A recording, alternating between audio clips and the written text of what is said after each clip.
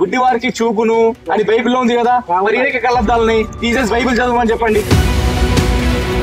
ఏ క్రైస్తవుడైనా నేను పుట్టు పాపిని, నేను ప్రధాన పాపిని, జన్మతః పాపి మనిషి, అది నేను యాక్సెప్ట్ చేస్తాను. అది బైబిల్లో ఒక్కటి మంచి పదం ఉండదండి. అందుకే మీరు వీళ్ళకి బైబిల్కి భగవద్గీత పోలికనే దరిద్రం. ఇన్ని రిలీజ్ అయ్యారు మీరు ఈ రోజు.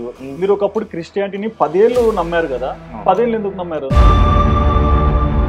అసలు ధర్మం అంటే ఏంటో తెలియదు. దేవునితో బిజినెస్ చేసేవాడు. మీరు ఒక పాస్టర్ అయితే మాకు చాలా మందికి తాగొద్దని చెప్పేవాడు. నేను అనుకోకుండా పాస్టర్ ఇంటికి వెళ్తే ఓ బీర్ సీసాలన్నీ కూడా ఒకవైపు ఉంటాయి. చర్చిలో వాడు మత వ్యాప్తి కోసం ఏదైనా చేస్తాడు. అలాగే అమ్మాయిల్ని ట్రాప్ లో దించడం కోసం చాలా చేస్తున్నారు. అమ్మాయిల్ని కూడా పాస్టర్లు ఏం చెప్తారంటే, నువ్వు ఇంకా మొత్తంగా పరిపూర్ణ క్రిస్టియానిటీకి రాలేవు కాబట్టి నీ ఆయన ఇంకా తాగుడు మానలేదు, నీకు ఇంకా అప్పుల సమస్యలు పోలేవు. ప్రే చేస్తే అన్ని క్లియర్ అవుతాయి, టెన్షన్స్ ఫ్రీ అవుతాయి, రోజు ప్రేయర్ లో కూర్చోవాలి, ఈ ఆచారం కూడా ఉంటది కదా. ఆచారం అనుకుందా? ఓకే, అది దురాచారం. మరి మీ గురించి మీరు చాలాసార్లు ఆలోచించుకున్నారు, నేను ఎందుకు 10 సంవత్సరాలు క్రిస్టియానిటీలో ఉన్నాను, మళ్ళీ సెక్యులరిజంకి వచ్చాను, మళ్ళీ హిందూ ధర్మాన్ని నమ్ముతున్నాను. మీరే ఒక దాంట్లో స్టడీగా లేరు కదా. నాకు నిజం చెప్పాలంటే ఒకవేళ బైబిల్ లేకపోతే నేను భగవద్గీత చదివాన్ని కాదు. ఒక చెడేంటో తెలిస్తే కీడెంచి మేలెంచి అంటారు. మరి భగవంతుడు నాకు మరి ఆ కీడును చూపించి మేలును చూపించాడు. భగవద్గీత ఎవరైతే కరెక్ట్ చదువుతారో వాళ్ళు మతం మారరు. 100% నేను రాసిస్తాను. ఒకటి, ఒక మనిషికి దూరం ఉంటుంది, ఎవరి జీవితం వాళ్ళకు ఉంటుంది. అంత పర్టికులర్ గా వాళ్ళ ఇళ్లలోకి పోయి ఒక గుడిలో కూర్చోబెట్టుకొని అన్ని హితబోధలు చేస్తుంటారు కదా, మీకు అది ఎంతవరకు రైట్ అనిపిస్తుంటుంది? 100% రైట్. అంటే పాస్టర్ చేస్తుంది మరి మీ ఇంట్లో ఏవైతే దేవుళ్ళు ఉన్నారో మన హిందూ దేవుళ్ళని ఫస్ట్ పడేయమని చెప్తారు. నేను బైబిల్లో పరస్పర విరుద్ధమైన వాక్యాలు ఒక అధ్యాయం నుంచి ఇంకొక అధ్యాయానికి వెళ్ళేసరికి మొత్తం మారిపోద్ది. భగవద్గీతలో ఒక్క శ్లోక భావం చూపించండి మారిపోతుందేమో, ఎవరికైనా చాలా. కొంతమంది అంటారు, అంటే ఇది ఆఫ్ రికార్డ్ లో చూసిన భగవద్గీత కాపీ చేసి బైబిల్ వచ్చిందంటారు. అసలు వాడు కాపీ కొట్టడం కూడా రాదు కదా. ఒకటన్నా ప్రతి దాంట్లో మంచి చెడు ఉంటుంది, మరి క్రిస్టియానిటీలో మంచి ఏం లేదా? యేసుని నమ్మితే నీకు అవసరం వస్తే తల్లిదండ్రులైనా విడిచిపెట్టు, పిల్లలైనా విడిచిపెట్టేసి. ఇప్పుడు విగ్రహారాధన వద్దు అంటారు వాళ్ళే, మరి యేసు కూడలు ఎందుకు పెట్టుకుంటారు? పాస్టర్స్ కూడా పెళ్లిళ్ళు చేసుకోరంటారు. ఎవడు చేసుకోవడం అన్నాడు? వాడు కాపురాలలో చిచ్చులు పెట్టుకుంటూ వాళ్ళని అనుభవిస్తున్నాడు. ఈ దేశాన్ని క్రైస్తవ దేశంగా మారుస్తానంటే 180 దేశాల నుంచి కూడా వాళ్ళకి ఫండింగ్ వస్తుంది ఆటోమేటిక్. 180 దేశాలు, 180 కంట్రీస్ నుంచి ఖచ్చితంగా వస్తుంది, నో డౌట్. చర్చికి వెళ్ళేలా చాలా మంది ఉంటారు, 100 మందిలో 50 మంది బాగానే ఉంటున్నారు కదా, మరి వాళ్ళని చూడొచ్చు కదా. మీరు నెగిటివ్ అయిన వాళ్ళని ఎందుకు చూస్తున్నారు? నెగిటివ్ అని కాదు, ఇక్కడ హిందుత్వానికి క్రిస్టియానిటీకి మేజర్ డిఫరెన్స్ ఏం గమనించారు మీరు? ఇక్కడ క్రైస్తవునిగా ఉంటే బానిసలాగా ఉంటుంది, హిందుత్వంలో ఉంటే బాస్గా ఉంటుంది. Hi viewers, welcome to Sudheer talks. నేను మీ హోస్ట్ సుధీర్ రెడ్డి. ఈ ఇంటర్వ్యూ చాలా ఇంపార్టెంట్ అండి. అండ్ మీరు ఎవరైనా సరే ఈ ఇంటర్వ్యూ చూసే వాళ్ళు ఉంటే తప్పకుండా కంప్లీట్ వర్క్ చూడండి, ఎన్నో విషయాలు మీరు తెలుసుకుంటారు. అండ్ ఫస్ట్ థింగ్, ఈ ఇంటర్వ్యూ కాన్సెప్ట్ వచ్చేసి, ఒకప్పుడు ఈయన హిందూ, తర్వాత ధర్మాన్ని కొంచెం అటు ఇటుగా అయ్యేసరికి క్రిస్టియన్ అయ్యాడు. క్రిస్టియన్ అయ్యాక మళ్ళీ అటు ఇటుగా జరుగుతుంది, ఇదంతా నాకు సెట్ అవ్వట్లేదు, ఈ బైబిల్కి భగవద్గీతకి చాలా డిఫరెన్స్ ఉందని పాస్టర్స్తో ఆయన తిరిగిన అనుభవం కూడా గుర్తించుకొని హిందూగా మారి చాలా మంది క్రిస్టియన్స్ని హిందూగా మార్చుకుంటూ వస్తున్నాడు. అసలు ఎవరు ఈ వ్యక్తి, ఎందుకు ఈ ధర్మాన్ని చేస్తున్నాడు, అండ్ ఈయనతో పాటు ఈయన సతీమణి కూడా ఎందుకు వీటన్నిటిలో పాల్గొంటున్నారు, అండ్ వీళ్ళు చూసిన సత్యం ఏంటి అసత్యం ఏంటి, ప్రతి ఒక్కటి కూడా మనతో ఉన్న గెస్ట్ మోక్ష ధర్మ ఛానల్ వాళ్ళు వచ్చారండి. సో ప్రతి ఒక్కటి కూడా వాళ్ళని అడిగి తెలుసుకుందాం. నమస్తే అన్న. నమస్కారం అండి. హరహర మహాదేవ. జై శ్రీరామ్. జై శ్రీరామ్. ఏంటి, ఒకరు శివురు ఒకరు రామురు అంటే బేసిక్గా చాలా మంది హాయ్ అంటే హాయ్ అంటారు, నమస్తే అంటే నమస్తే అంటారు. ఈ మధ్య రిలీజియన్స్ ఫేవర్లో చూస్తే చాలా మంది, ఇన్ కేస్ ఇస్కాన్ వాళ్ళు ఉంటే హరే కృష్ణ, లేకుంటే బైబిల్ వాళ్ళు క్రిస్టియన్స్ ఉంటే ఇంకొక హల్లెలూయా ఈ పదము. మీరు ఇప్పుడు హరహర మహాదేవ్ అన్నారు, మీరు జై శ్రీరామ్ అన్నారు. సో అంటే ఈ పదాలు వాడడం వల్ల మీకు వచ్చే బెనిఫిట్ ఏంటి? అంటే బెనిఫిట్ కోసం అని కాదు, భగవంతుడు అనేవాడు మనతో ఉంటాడు. ఓకే, అన్ని నామాలు అన్ని రూపాయలు ఆయనవే. కాబట్టి మరి హరహర మహాదేవ అన్న శ్రీరాముడు అన్న మనకు ఒక 2 కళ్ళలాగానే. ఓకే, అంతేగాని ఒకరు తక్కువ ఒకరు ఎక్కువ కాదు ఇక్కడ. అండ్ మీ గురించి నేను చాలా చూశాను, ఎన్నో ఇంటర్వ్యూస్ కానీ మీ ఛానల్ కానీ చూస్తే నాకు అర్థం కాలే, అంటే ఒక మనుషులు ఇంత ధైర్యం ఉంటుందా? ఫస్ట్ థింగ్, ఈ క్రిస్టియానిటీ నుంచి మీరు హిందూకి మారారు, క్రిస్టియానిటీలో ఎన్ని ఇయర్స్ ఉన్నారన్న? నేను 2000 సంవత్సరం నుంచి 2010 వరకు 10 సంవత్సరాలు 10 సంవత్సరాలు క్రిస్టియన్గా ఉన్నాను. ఓకే. 2010 నుంచి 2015 వరకు అటు క్రిస్టియన్గా ఉంటూ అటు హిందువుగా కూడా ఉన్నాను అనమాట. ఓకే, రెండు విధాలుగా బైబిల్లో చెప్పినట్టు అటు చల్లగా కాదు ఇటు వేడిగా అంటే నులివెచ్చగా ఉండకండి చల్లగా ఉండకండి ఒక వాక్యం ఉంటుంది. అంటే నేను అలాగే ఉన్నాను అనమాట. ఓకే. ఇక తర్వాత కంప్లీట్ గా మారిపోయారు. 2015 నుంచి కరడు గట్టిన హిందుత్వ వాదులు. నాకు ఈ క్వశ్చన్ కూడా కావాలి. మోక్ష ధర్మ ఛానల్ పేరు ఏంటి, దీని మీనింగ్ అంటే ఏ ఉద్దేశంతో ఆ పేరు ఇచ్చారు? ధర్మాన్ని ఆచరించు మోక్షం ఆటోమేటిక్ వస్తుంది. అంటే ఈ మోక్షం ధర్మాన్ని ఆచరిస్తే వస్తుంది, కానీ ఎవరికి? అంటే మీ ఛానల్ ఫాలో అయితే హిందూస్ కా, లేకుంటే క్రిస్టియన్స్ ఫీల్ అయ్యి ఇట్లా మారాలనా? ఎందుకు పెట్టారు అది? అంటే క్రిస్టియన్ ఫీల్ అవ్వడం అని కాదు, నాకేంటంటే భగవద్గీతలో చదివినప్పుడు ఈ మోక్షం అనేది నాకు చాలా అట్రాక్ట్ చేసింది. ఎందుకనంటే అప్పటి వరకు నేను బైబిల్లో పాపిని ఘోర పాపిని పాపము అనే బైబిల్లో ఉంటుంది, కానీ మనకు బైబిల్లో ఎక్కడ కూడా పుణ్యం అనే పదం కనిపించదు. ఫస్ట్ బైబిల్లో పుణ్యం అనే పదమే లేదు. బైబిల్ చదివారు మీరు? బైబిల్ మొత్తం చదివాను. పుణ్యం అనే పదం బైబిల్లో ఎవరైనా కానీ తీసుకొచ్చి ఇస్తే మీ తరపున వాళ్ళకి 10 లక్షల రూపాయలు ఇస్తారు. 10 లక్షలు పుణ్యం అనే పదం? పుణ్యం అనే పదం బైబిల్లో ఉంటే అది పాత నిబంధన కావచ్చు కొత్త నిబంధన కావచ్చు. అంటే ఏ ధర్మమైనా ఏ రిలీజియన్ అయినా ప్రతి ఒక్కరికి మంచి చెడు చెప్తాయి కదా. ఇక్కడ పుణ్యం అనే పదం లేదు అన్నప్పుడు అసలు మోక్షం అన్నారు కదా మీరు. అవును. మరి మోక్షం అనేది అసలు ఏ క్రైస్తవునికి కూడా అసలు ఊహకు అందనిది అసలు మోక్షం. ఓకే. దాన్ని మనము చెప్పలేం, మాటలు చెప్పలేం. అది అనుభవంతో కూడుకున్నది. మోక్షం అనేది జీవన్ముక్తుడు అనేది ఉంటుంది అన్నమాట. అంటే జీవిస్తూనే ముక్తి పొందాలి, అది మోక్షం. అసలు అలాంటి పదాలు అనేవి మనకు బైబిల్లో మనకు ఎంత విధంగా దొరకవు. ఎప్పుడు చూసినా ఏ క్రైస్తవుడైనా నేను పుట్టు పాపిని ప్రధాన పాపిని మనం పుట్టు పంచెలు చూసాం. ఓకే, పుట్టు పంచెలు ఉంటాయి, పుట్టు వెంట్రుకలు ఉంటాయి. వీళ్ళు పుట్టుపాపులు అంటారు ఎందుకు? ప్రతి ఒక్కరిని పుట్టుపాపులు. అవును. పుట్టడమే పాపంతో పుట్టాడు మనిషి, జన్మతః పాపి మనిషి. ఓకే.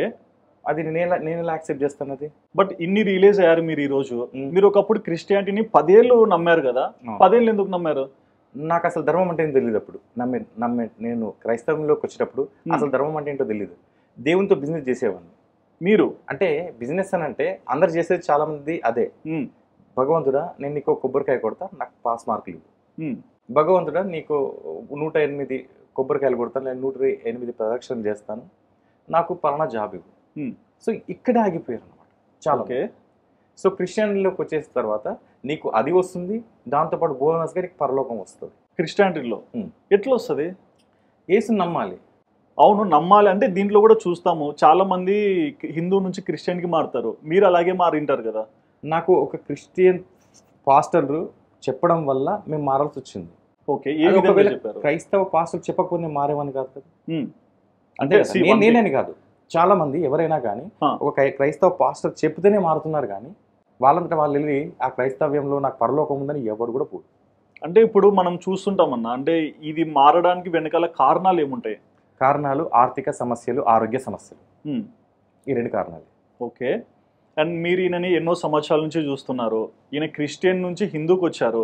మరి మీరు పెళ్లి ఎప్పుడు చేసుకున్నారు? తను సెక్యులర్ గా ఉన్నప్పుడు. అంటే క్రిస్టియన్ హిందూ రెండిట్లో ఉన్నప్పుడు? రెండిట్లో ఉన్నప్పుడు. అంటే ఇట్లా టెంపుల్స్ కి వచ్చేవారు, అట్లా చర్చికి ఎప్పుడైనా వెళ్ళేవారు.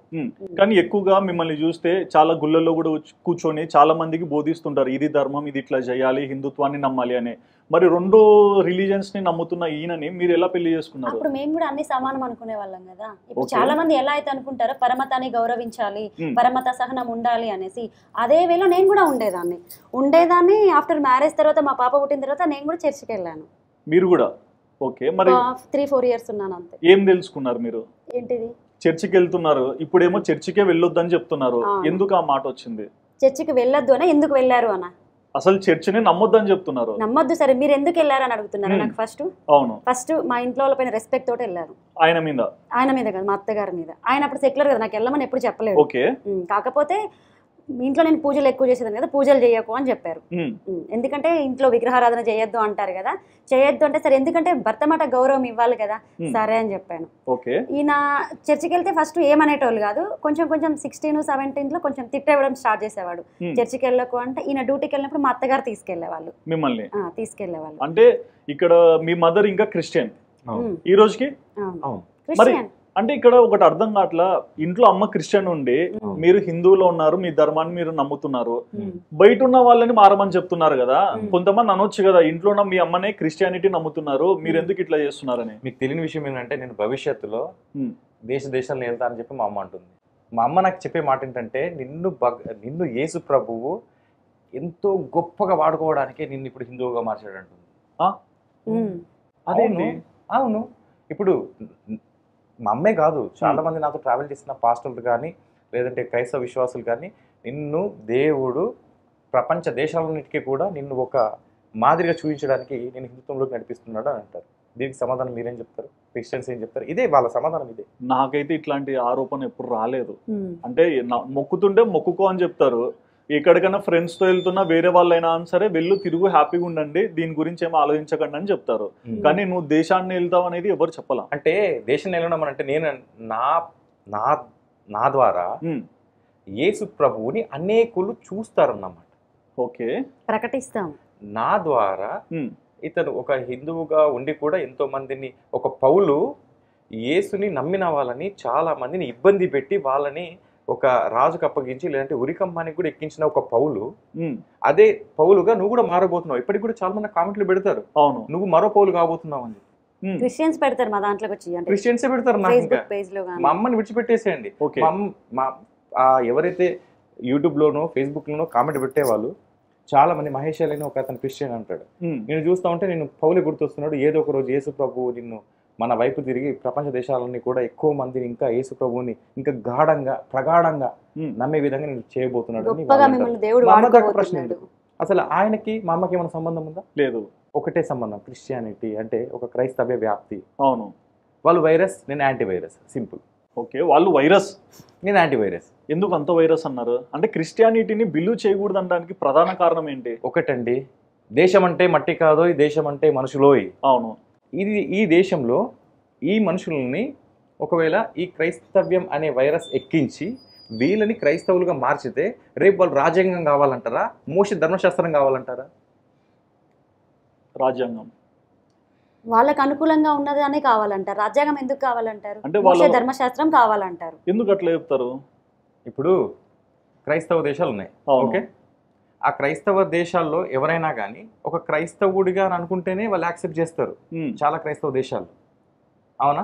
ఒకవేళ ఈ క్రైస్తవులు ఎక్కువైనప్పుడు హిందుత్వానికి సంబంధించిన హిందువు అయినా నిలబడ్డా కానీ ఒకవైపు క్రైస్తవుడు ఉన్నాడు, ఒక ఏమంటారు, ఒక అభ్యర్థిగా, ఇంకొక వైపు హిందువు ఉన్నాడు. ఇక్కడ క్రైస్తవ మెజారిటీ పెరిగినప్పుడు క్రైస్తవునికి ఓటేస్తారా, హిందువు ఓటేస్తారా? క్రైస్తవునికి, క్రైస్తవ అభ్యర్థికి ఓటేస్తారు కదా. అవును. మళ్ళీ దాని తర్వాత ఏమైనా చట్టాలు ఉన్నాయి, ఎగ్జాంపుల్ 370 ఆర్టికల్ అనుకున్నాం, ఒక ఎగ్జాంపుల్, అవునా? అది మనకు మొన్న కేంద్ర ప్రభుత్వం రద్దు తీసేశారు. మరి వీళ్ళకి అనుకూలంగా రాజ్యాంగాన్ని మార్చుకోవచ్చా లేదా? వాళ్ళకి ఆప్షన్ ఉందా లేదా? మార్చుకోవచ్చు, అవునా? మేఘాలయ, నాగాలాండ్ రాష్ట్రాలు కానీ అక్కడ ఎవరి మెజారిటీ ఎక్కువ ఉంది? క్రైస్తవులే. ఓకే, అప్పుడు ఈ సెక్యులర్ పార్టీలు ఏవి పనిచేయవు, క్రైస్తవుడా కాదా అది కూడా చూస్తారు. కానీ ఇప్పుడు మీరు 10 సంవత్సరాలు ఉన్నారు కదా, 10 సంవత్సరాలు ఉన్నారంటే అట్లీస్ట్ ఎంతో కొంత నమ్మకం లేకుంటే 10 సంవత్సరాలు టైం ఇవ్వరు కదా. మరి ఈ 10 ఏళ్లలో మీరు జీసస్ని ఎక్కువగా నమ్మింది ఏంటి? నాకు 10 ఏళ్ళు అంటే యాక్చువల్గా ఏంటంటే, ఎప్పుడైనా సినిమాల్లో మనకి హిందుత్వానికి సంబంధించిన అంటే హిందూ దేవుళ్ళ సినిమాల్లో ఆ దేవుడు ప్రత్యక్షమయ్యాడు అని అనేవాళ్ళే కానీ, అంటే చూపించడం కానీ ఈ క్రిస్టియన్లోకి వస్తే మాత్రం ఖచ్చితంగా పరిశుద్ధాత్ముడు నీకు వస్తాడు, యేసు నీకు కనిపిస్తాడు అని చెప్పేవాళ్ళు. అంటే ఈ యొక్క ఆర్థిక సమస్యలు పోతాయి, ఆరోగ్య సమస్యలన్నీ పోతాయి, దాంతోపాటు నీకు యేసు దర్శనం ఇస్తాడు, నీకు యేసు కనిపిస్తాడు అని చాలా మంది పాస్టర్లు చెప్పేవాళ్ళు. సో నేను అది బిలీవ్ చేసేవాళ్ళు. ఓకే, అండ్ దానిలో ఏమన్నా మిరాకిల్స్ చూసారా? చూశానా అని అంటే, అది మిరాకిల్స్ అని అంటే ఒకటండి, మనం పరిమాణం చేసుకుంటూ వెళ్ళిపోతాం. ఓకే, కానీ ఆ పనిలో చేసినప్పుడు ఎవరికైనా భయం వేస్తుంది, అది అవుతుంది అవ్వదా అని. ఆ టైంలో ఆ పాస్ట్ ఏం చేస్తున్నాడు, యేసు అనేది నాకు చెప్తున్నాడు. సో మనకు ప్రార్థన చేసుకుంటూ ఆ పని అవ్వాలి, ప్రార్థన చేసుకుంటూ యేసు నామంలో ఈ పని అవ్వాలి, అయిపోయింది అనుకోండి, ఆ పని అయిపోయింది అనుకోండి, అమ్మాయ యేసు ప్రభు గొప్పవాడు అంటాం. కాలేదనుకోండి, ఒక శుక్రవారం నాడు ఇంకొకసారి ఫాస్టింగ్ ప్రార్థన చేద్దాం అనుకుంటాం. అదే మిరాకిల్ ఏముంది దాంట్లో? ఏం లేదు. నేను అప్పుడైతే మిరాకిల్ అనుకున్నా. ఓకే, మీరు అలా బిలీవ్ చేశారు, అంతే కదా. కానీ దీంట్లో కొన్ని చూస్తామన్నా, ఒక స్టేజ్ ఎక్కితేనే అందరు నిలబడింటారు, ఒక పాస్టర్ వస్తాడు, అదో అక్కడ 4వ వ్యక్తికి జ్వరం ఉంది, ఇట్లా రామ్మా నీకు జ్వరం తగ్గిస్తున్నా అంటాడు, ఇంకొంతమంది కాళ్ళు విరిగిపోయింటాయి, కాళ్ళు వస్తాయంటారు. ఇట్లాంటివి చూసారా మీరు ఈ 10 yearsలో? కరీంనగర్లో స్తుతించెదను కొనియాడెదను దేవాని నామం నిరతం అని పాట పాడుకుని కూర్చున్నాను. నా పక్కన ఉన్నవాడిని పాస్టర్ పిలిచాడు, ఓకే, పేరుతో సహా. పిలిచిన తర్వాత అక్కడ స్టేజ్కి వెళ్ళాడు. వెళ్ళిన తర్వాత నీకు ఆ నొప్పి నొప్పి అంటే స్టేజ్ పైన వెళ్ళాడు. అదంతా నేను నమ్మా. బయటకు వచ్చి చూసి వాడు సిగరెట్ తాగుతున్నాడు. సో అంటే మాకు తెలుసు ఇది ఫేక్ అని, బట్ మీరు ఆ టైంలో నమ్మినారు. పక్కన ఉన్న అతను అట్లా చేసినప్పుడు మీ రియాక్షన్ ఏంటి? బయట వచ్చి చూసిన తర్వాత వీడికి ఆల్రెడీ రోగం ఉంది కదా, సిగరెట్ పడతాడేంటి వీడు? అసలు యాక్చువల్గా అంత యేసు ప్రభుని బిలీవ్ చేసినప్పుడు వీళ్ళు కొన్ని మనకు మద్యపానం కానీ ధూమపానం కానీ చేయొద్దని చెప్తారు. కానీ మెయిన్ చేసేది పాస్టర్లు. ఓకే, నేను చూశాను కదా, ఒక పాస్టర్ అయితే మాకు చాలా మందికి తాగొద్దని చెప్పేవాడు. నేను అనుకోకుండా పాస్టర్ ఇంటికి వెళ్తే ఓ బీర్ సీసాలన్నీ కూడా ఒకవైపు ఉంటాయి సందులో. ఎస్, నేను చూసా. ఆ పాస్టర్ చనిపోయాడు మళ్ళీ. ఓకే, ఆ ఇంటికి వెళ్తే ఒక సందులో బీర్ సీసాలు ఉన్నాను. మరి మీకేంటి అడగలేదు ఆయనని? ఏమని అడుగుతాము? మాకు మీరు ఇట్లా చెప్పి మీరు ఇలా చేస్తున్నారని. అప్పటి నుంచి నాకు బిలీవ్నెస్ అనేది పాస్టర్ల పైన తగ్గింది. ఇంకా వేరే పాస్టర్ ఏమనేవాడు అంటే, నువ్వు పాస్టర్లు నమ్ముతున్నావు కాబట్టి నీకు ఇవన్నీ కనిపిస్తున్నాయి. నువ్వు ఈ బైబిల్ నువ్వు ఇద్దరే ఉండాలి. యేసుని నువ్వు ఓన్ చేసుకో, పాస్టర్ని కాదు. సో అప్పుడు ఏమనిపిస్తుంది, వాక్యం ఎవడైతే చెప్తే ఏంటి, నేను యేసు ప్రభువుని నమ్ముతున్నా. ఇప్పటికి కూడా చాలా మంది అదే డైలామాలు ఉంటారు. నేను ఒక అతనికి అడిగాను, మీరు ఈ పాస్టర్కి ఇప్పటికి ఓ పాస్టర్కి మీరు సంవత్సరానికి 10,000 రూపాయలు ఇస్తున్నారు కదా, మరి అతనికి ఒక 70 కోట్ల కారు ఉంది, మరి ధనవంతులు పరలోక రాజ్యంలో ప్రవేశించరు అని మీ బైబిల్ చెప్తుంది కదా, మరి అతనికి అంత లగ్జరియస్ లైఫ్ ఉంది, మరి అతను పరలోకానికి వెళ్తాడంటే నాకు అది అనవసరం. నేను 10వ భాగం నేను 1,00,000 రూపాయలు సంపాదిస్తే 10,000 తీసి పక్కన పెట్టా. అది నా యొక్క దేవుడు చెప్పిన ఆజ్ఞ ప్రకారం నేను సేవకునికి ఇచ్చేస్తా. అది వాడు వెళ్తాడు వెళ్ళడం నాకు అనవసరం, నేను మాత్రం వెళ్తా అంతే. వీడు బిలీవ్ చేసేది. బా, ఇట్లా ఎంతమంది ఇట్లా ప్రతి సంవత్సరం మారుతుంటారు మతాల చాలా నిజం చెప్పాలి అని అంటే ఇప్పుడు కొంచెం తగ్గుతూ వస్తుంది. ఇప్పుడు ఉన్న వాళ్ళు అట్లాగే న్యూట్రల్లో ఉన్నారు. అటు నిజం తెలుసుకోలేక, అటు బైబిల్ లోతులు వెళ్ళలేక ఏదో బతుకుతున్నామంటే మరో మనిషిలాగా బతుకుతున్నారు. ఓకే, ఎప్పుడైతే సోషల్ మీడియా కానీ అది బయటకు వచ్చిందో నిజాలు తెలుసుకుంటున్నారు, చాలా మంది న్యూట్రల్ అయిపోతున్నారు. అండ్ మీరు కూడా చూసానమ్మా, ఒక హిందూ అమ్మాయి క్రిస్టియన్ అబ్బాయిని పెళ్లి చేసుకుందని చెప్పేసి ఒక గుళ్ళో ఒక 10 మందిని పెట్టుకొని వాళ్ళకి చెప్తున్నారు, ఈ ధర్మం ఇది, ఈ పలాంద రిలీజియన్ వాళ్ళకి పెళ్లి చేసుకోకూడదని. బట్ ఈయన సెక్యులరిజం లో ఉండి క్రిస్టియన్ హిందూయిజం రెండు నమ్మినాడు కదా, మరి మీరు ఈయన పెళ్లి చేసుకున్నప్పుడు తప్పేంటి? తను అప్పుడు హిందూగానే ఉండే కదా. సెక్యులరిజం అన్నారు కదా. సెక్యులరిజం అనేది మాకు మొత్తం కంప్లీట్ అయిన తర్వాత తెలిసింది కదా. అప్పుడు నేను సెక్యులర్ నేను చెప్తున్నాను కదా, అందరు సమానం అనుకునే భ్రమలో నేను ఉన్నాను. నేను అప్పుడు కట్టర్ హిందూనేం కాదు. దాని తర్వాత తెలుసుకొని బైబిల్ చదివిన తర్వాత దాంట్లో ఉన్న మోసాలు ఏంటి అని తెలుసుకొని నేను బైబిల్ అది క్రిస్టియానిటీ నుంచి బయటకు వచ్చిన తర్వాత నేను ఒక కట్టర్ హిందూ లాగా మారాను. బట్ ఒక అబ్బాయి ఒక అమ్మాయిని ప్రేమిస్తున్నాడు, అది మీరు ఏదో క్యాస్ట్ లో. సరే, ఇప్పుడు ఒక అబ్బాయి క్రిస్టియన్ అమ్మాయి హిందూ అబ్బాయిని ప్రేమించిందా? మీరు చెప్పిన ప్రకారం చెప్పింది ఏంటి? మీరు చేసింది ఏంటంటే క్రిస్టియన్ అబ్బాయిని హిందూ అమ్మాయిని ప్రేమించాడు, పెళ్లి చేసుకోవాలి. సరే, ఆ అమ్మాయి హిందూ కదా. అవును, ఓకే. హిందూ అమ్మాయి అయినప్పుడు ఇప్పుడు మీరు అన్నారు ఇతను ఎలా పెళ్లి చేసుకున్నారంటే, ఇతను పెళ్లి చేసుకున్న తర్వాత నేను కూడా హిందూగానే ఉన్నాను కదా, క్రిస్టియన్ గా అయితే నేను వెళ్ళలేను. బట్ ఆ అమ్మాయి ఏం చేసింది, ఆ అబ్బాయి ప్రకారం క్రిస్టియానిటీకి వెళ్ళిపోయింది. వెళ్ళిపోయిన తర్వాత వాళ్ళ అమ్మ నాన్నలు అందరినీ దూరం పెట్టింది. వాళ్ళ అమ్మ నాన్నలు స్వాగ్దే చాలా భక్తి పరులు అనమాట. అంత భక్తి ఉన్నా కూడా వాళ్ళ ఇంటికి వెళ్ళడం కూడా మానేసింది. ఎందుకు? తిను క్రిస్టియన్ కాబట్టి, ఆ అబ్బాయి కాబట్టి, ఆ అబ్బాయి క్రిస్టియన్ కాబట్టి అమ్మాయి మతం మారిపోయింది. అక్కడ ఎవరికి లాస్ అయింది? అక్కడ మన హిందూయిజానికే లాస్ కదా. ఎందుకంటే ఒక అమ్మాయి మతం మారిపోయింది అక్కడ. అదే నేనేం చెప్తున్నానంటే అండి, ఒక హిందూ అబ్బాయి క్రిస్టియన్ అమ్మాయిని చేసుకుంటే మా తరపు నుంచి మేము కూడా అమ్మాయికి సకలం మొత్తం ఏమంటారు అవి ఫుల్ బాసన్లు కానీ మొత్తం పెళ్లికి ఎట్లా పుట్టింటి వాళ్ళు ఇస్తారు అన్ని ఇచ్చి మేము పెళ్లి చేసి ఇప్పుడు తీసుకొస్తాము అమ్మాయిని. అంటే ఇది ఒకటి, ఒక మనిషికి దూరం ఉంటుంది, ఎవరి జీవితం వాళ్ళకు ఉంటుంది. అంత పర్టికులర్ గా వాళ్ళ ఇళ్లలోకి పోయో గుడిలో కూర్చోబెట్టుకొని అన్ని హితబోధలు చేస్తుంటారు కదా, మీకు అది ఎంతవరకు రైట్ అనిపిస్తుంటుంది? 100% రైట్. అంటే పాస్టర్ చేస్తుంది మరి, పాస్టర్లు ప్రతి ఇంటికి వెళ్ళకపోతే వాళ్ళు మతం మారేవారు కాదు కదా. ఇప్పుడు మీరు ఉన్నారండి, మీరు పిలిస్తే మేము వచ్చామా లేకపోతే మా అందరం మేము వచ్చామా? నేను పిలిచాను కదా. ఇప్పుడు మీరు క్రిస్టియన్స్ ఉన్నారు, మీరు పిలవాల్సిన అవసరం లేదు. డైరెక్ట్ అక్కడికి వెళ్తారు. ఫస్ట్ ఆ కాలనీలో ఎవరైతే ఒక బిలీవర్ ఉంటారో, ఒక విశ్వాసి ఉంటారో, ఆ విశ్వాసి ద్వారా తెలుసుకుంటారు నీ ప్రాబ్లమ్స్ ఏంటి, నీకు మీ భర్త తాగుతారా, లేకపోతే మీకు అప్పుల సమస్యలు ఉన్నాయా, మీ పాపకి ఏమైనా హెల్త్ బాగాలేదా అని తెలుసుకొని ఆ పాస్టర్ డైరెక్ట్ ఇంటికి వస్తారు. ఆ అమ్మాయితో చెప్పిస్తాడు ఫస్ట్, నీకు ఇట్లా ప్రాబ్లమ్స్ ఉన్నాయా, సరే అయితే మా పాస్టర్ గారు వస్తారు, చాలా బాగా ప్రార్థన చేశారు, ఆయన చేస్తే మా ఆయన కూడా తాగుడు మానేశాడు, మాకు కూడా ఆర్థిక సమస్యలు అన్నీ పోయాయి అని చెప్తాడు. చెప్పిన తర్వాత ఈ అమ్మాయి మన వాళ్ళకి కొంచెం మైండ్ చాలా వీక్ ఉంటుందండి. ఎందుకంటే మన గ్రంథాలు చదవరు, మన భగవద్గీతలో ఏముందని తెలుసుకోరు. మన ధర్మాన్ని కరెక్ట్ పాటించిన వాళ్ళైతే భగవద్గీత ఎవరైతే కరెక్ట్ చదువుతారో వాళ్ళు మతం మారరు. 100% నేను రాసిస్తాను. ఓకే. భగవద్గీత చదివితే వాడు ఇంకో మతం వైపు వెళ్ళడు. మన వాళ్ళు చదవరు, ఎందుకంటే తల్లిదండ్రులకే తెలియదు, పిల్లలకి ఏం చెప్తారు? ఇవాళ రేపు తల్లిదండ్రులకే తెలియదండి, పిల్లలకి ఏం నేర్పిస్తారు వాళ్ళు? కాబట్టి ఆ అమ్మాయి చెప్పినప్పుడు వాళ్ళ పాస్టర్ని తీసుకొస్తుంది. నెక్స్ట్ టైం పాస్టర్ని తీసుకొచ్చినప్పుడు వాళ్ళు కొబ్బరి నూనె ఇస్తారు, ఇది ఇచ్చి మీరు తాగకండి ఫస్ట్ అని చెప్తారు. ఒక 2-3 రోజులు ఎవరైనా ఏం చేస్తారంటే ఏదో మా ఆవిడ పోడు పర్లేక తాగకుండా ఉంటాడు, వాడు మళ్ళీ 4 రోజుల తర్వాత ఏం చేస్తారు? తాగుతాడు. కానీ ఈ పాస్టర్లు ఏం చెప్తారంటే నువ్వు ఇంకా మొత్తంగా పరిపూర్ణ క్రిస్టియానిటీకి రాలేవు కాబట్టి మీ ఆయన ఇంకా తాగుడు మానలేడు, నీకు ఇంకా అప్పుల సమస్యలు పోలేవు, నీకు పరిపూర్ణత క్రిస్టియానిటీ రావాలంటే నీ ఇంట్లో ఉన్న దేవుడిని ఫస్ట్ పడే అని చెప్తారు. మీ ఇంట్లో ఏవైతే దేవుళ్ళు ఉన్నారో మన హిందూ దేవుళ్ళని ఫస్ట్ పడేయమని చెప్తారు. పడేసినప్పుడు నువ్వు మొత్తం బొట్టు తీసేయమని చెప్తారు, గాజులు తీసేయమని చెప్తారు. తీసేసి నువ్వు ఖచ్చితంగా సండే చర్చికి రమ్మని చెప్తారు. వచ్చి నువ్వు 11 వారాల 7 వారాల ఉపవాస ప్రార్థన, కన్నీటి ప్రార్థన, నిలువు మోకాల మీద ఉపవాస ప్రార్థన ఎప్పుడైతే చేస్తావో అప్పుడు నీకు అన్ని పోతాయని చెప్తారు. ఎన్ని ఉపవాస ప్రార్థనలు చేసినా, ఎంత నువ్వు మోకాల ప్రార్థన చేసినా ఏం పోవండి, అంటే ఏం పోవు. ఇప్పుడు ఇట్లా అంటున్నారు కదమ్మా, ఒకరు క్రిస్టియానిటీలోనే పుట్టింటారు, వాళ్ళ ఫాదర్ మదర్ క్రిస్టియానిటీలో ఎట్లా పుడతారండి? అంటే లైక్ క్రిస్టియన్ పేరెంట్స్ రాలేరు కదా, మన హిందువులే వాళ్ళు కూడా. అందరు హిందువులే అంటే ఇప్పుడు ప్రపంచంలో ఇన్ని రిలీజియన్స్ ఎట్లా వచ్చింటాయి? అదే చెప్తున్నాను కదా, ఇప్పుడు క్రిస్టియన్స్ ఎవరైతే ఉన్నారో చాలా మంది అంటారు నేను బై బర్త్ ఏం కాదు, ఇజ్రాయెల్ నుంచి వస్తే నువ్వు బై బర్త్ అని చెప్పాలి. ఓకే, ఇక్కడ ఉన్న వాటి మీ తాత ముత్తాతల పేర్లు తెలుసుకుంటే నువ్వు హిందువే. మీ తాత ముత్తాతలు ఎవరైతే ఉంటారో వాళ్ళు హిందువులే, వాళ్ళ నరనరల్లో అంతో ఇంతో హిందూ ప్రవహిస్తూనే ఉంటుంది. కాకపోతే మహా అంటే ఒక 2 తరాల నుంచి వాడు క్రిస్టియన్ కావచ్చు, అంతకుముందు అయితే హిందువే. ఇప్పుడు మీరు బైబిల్ చదివారు, భగవద్గీత చదివారా? అవును. ఈ రెండిట్లో మీకు ఏం నేర్చుకున్నారు? అంటే భగవద్గీతను అంత నమ్మాలని చెప్తున్నారు కదా. బైబిల్లో పాపం ఉంది, భగవద్గీతలో మోక్షం ఉంది. ఓకే, అంటే ఏంటి? ఇంకోటి, బైబిల్ని ఎవడంటాడో తాకొచ్చు, బైబిల్ ఎవరైనా తాకొచ్చు. భగవద్గీత తాకాలి అని అంటే వాడికి పూర్వజన్మ సుకృతం ఉండాలి. 100% ఇది పూర్వజన్మ సుకృతం ఉంటేనే చదవగలరు. ఏ పాస్టర్కి నేను చెప్తున్నాను, భగవద్గీత అర్థమైందని చెప్పండి. కొంతమంది అంటారు, అంటే ఇది ఆఫ్ రికార్డ్ లో చూసిన భగవద్గీత కాపీ చేసి బైబిల్ వచ్చింది అంటారు, మీరేమంటారు? అసలు వాడు కాపీ కొట్టడం కూడా రాదు కదా, ఎవరికి?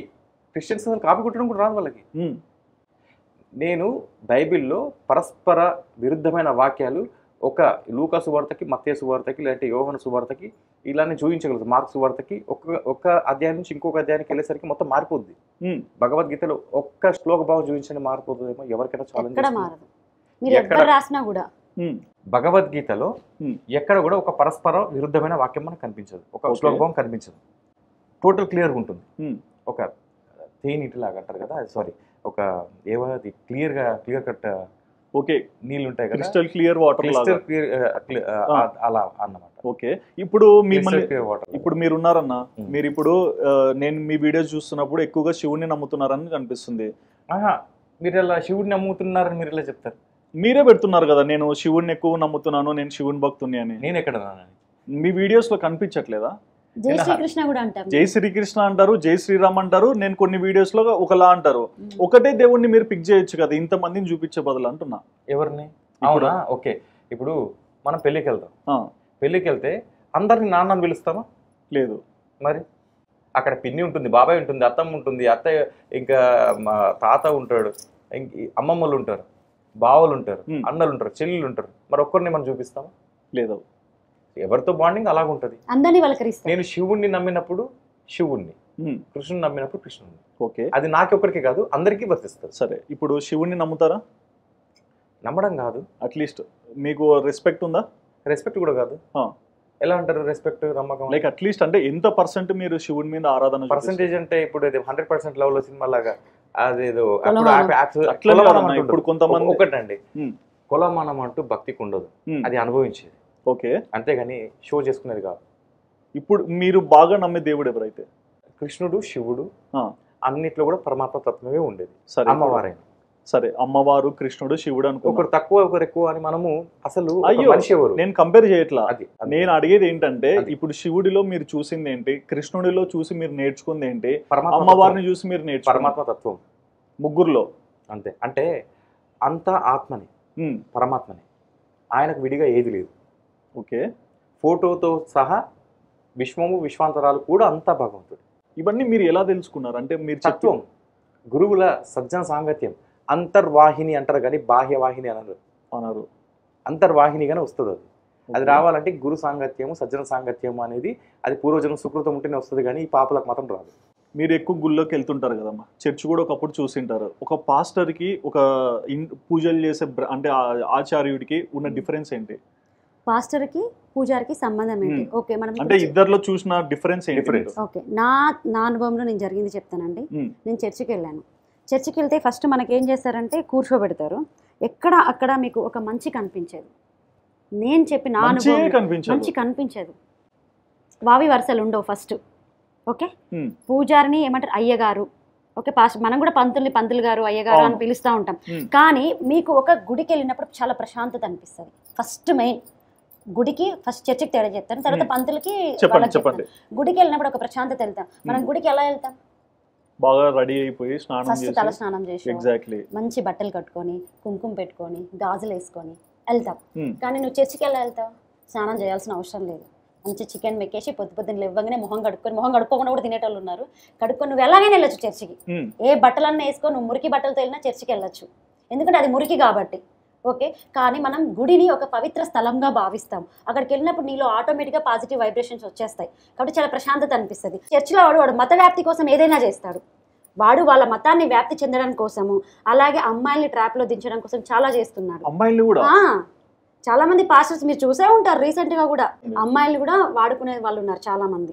ఎవరైతే యువత ప్రార్థన, స్త్రీల కూడిక, ఓకే, రాత్రి టైంలో పెడతాడు. యవ్వనస్తుల కూడిక, వాడు దేనికోసం పెడతాడు? యవ్వనస్తుల కూడిక అని దేనికోసం పెడతాడు ఆలోచించండి.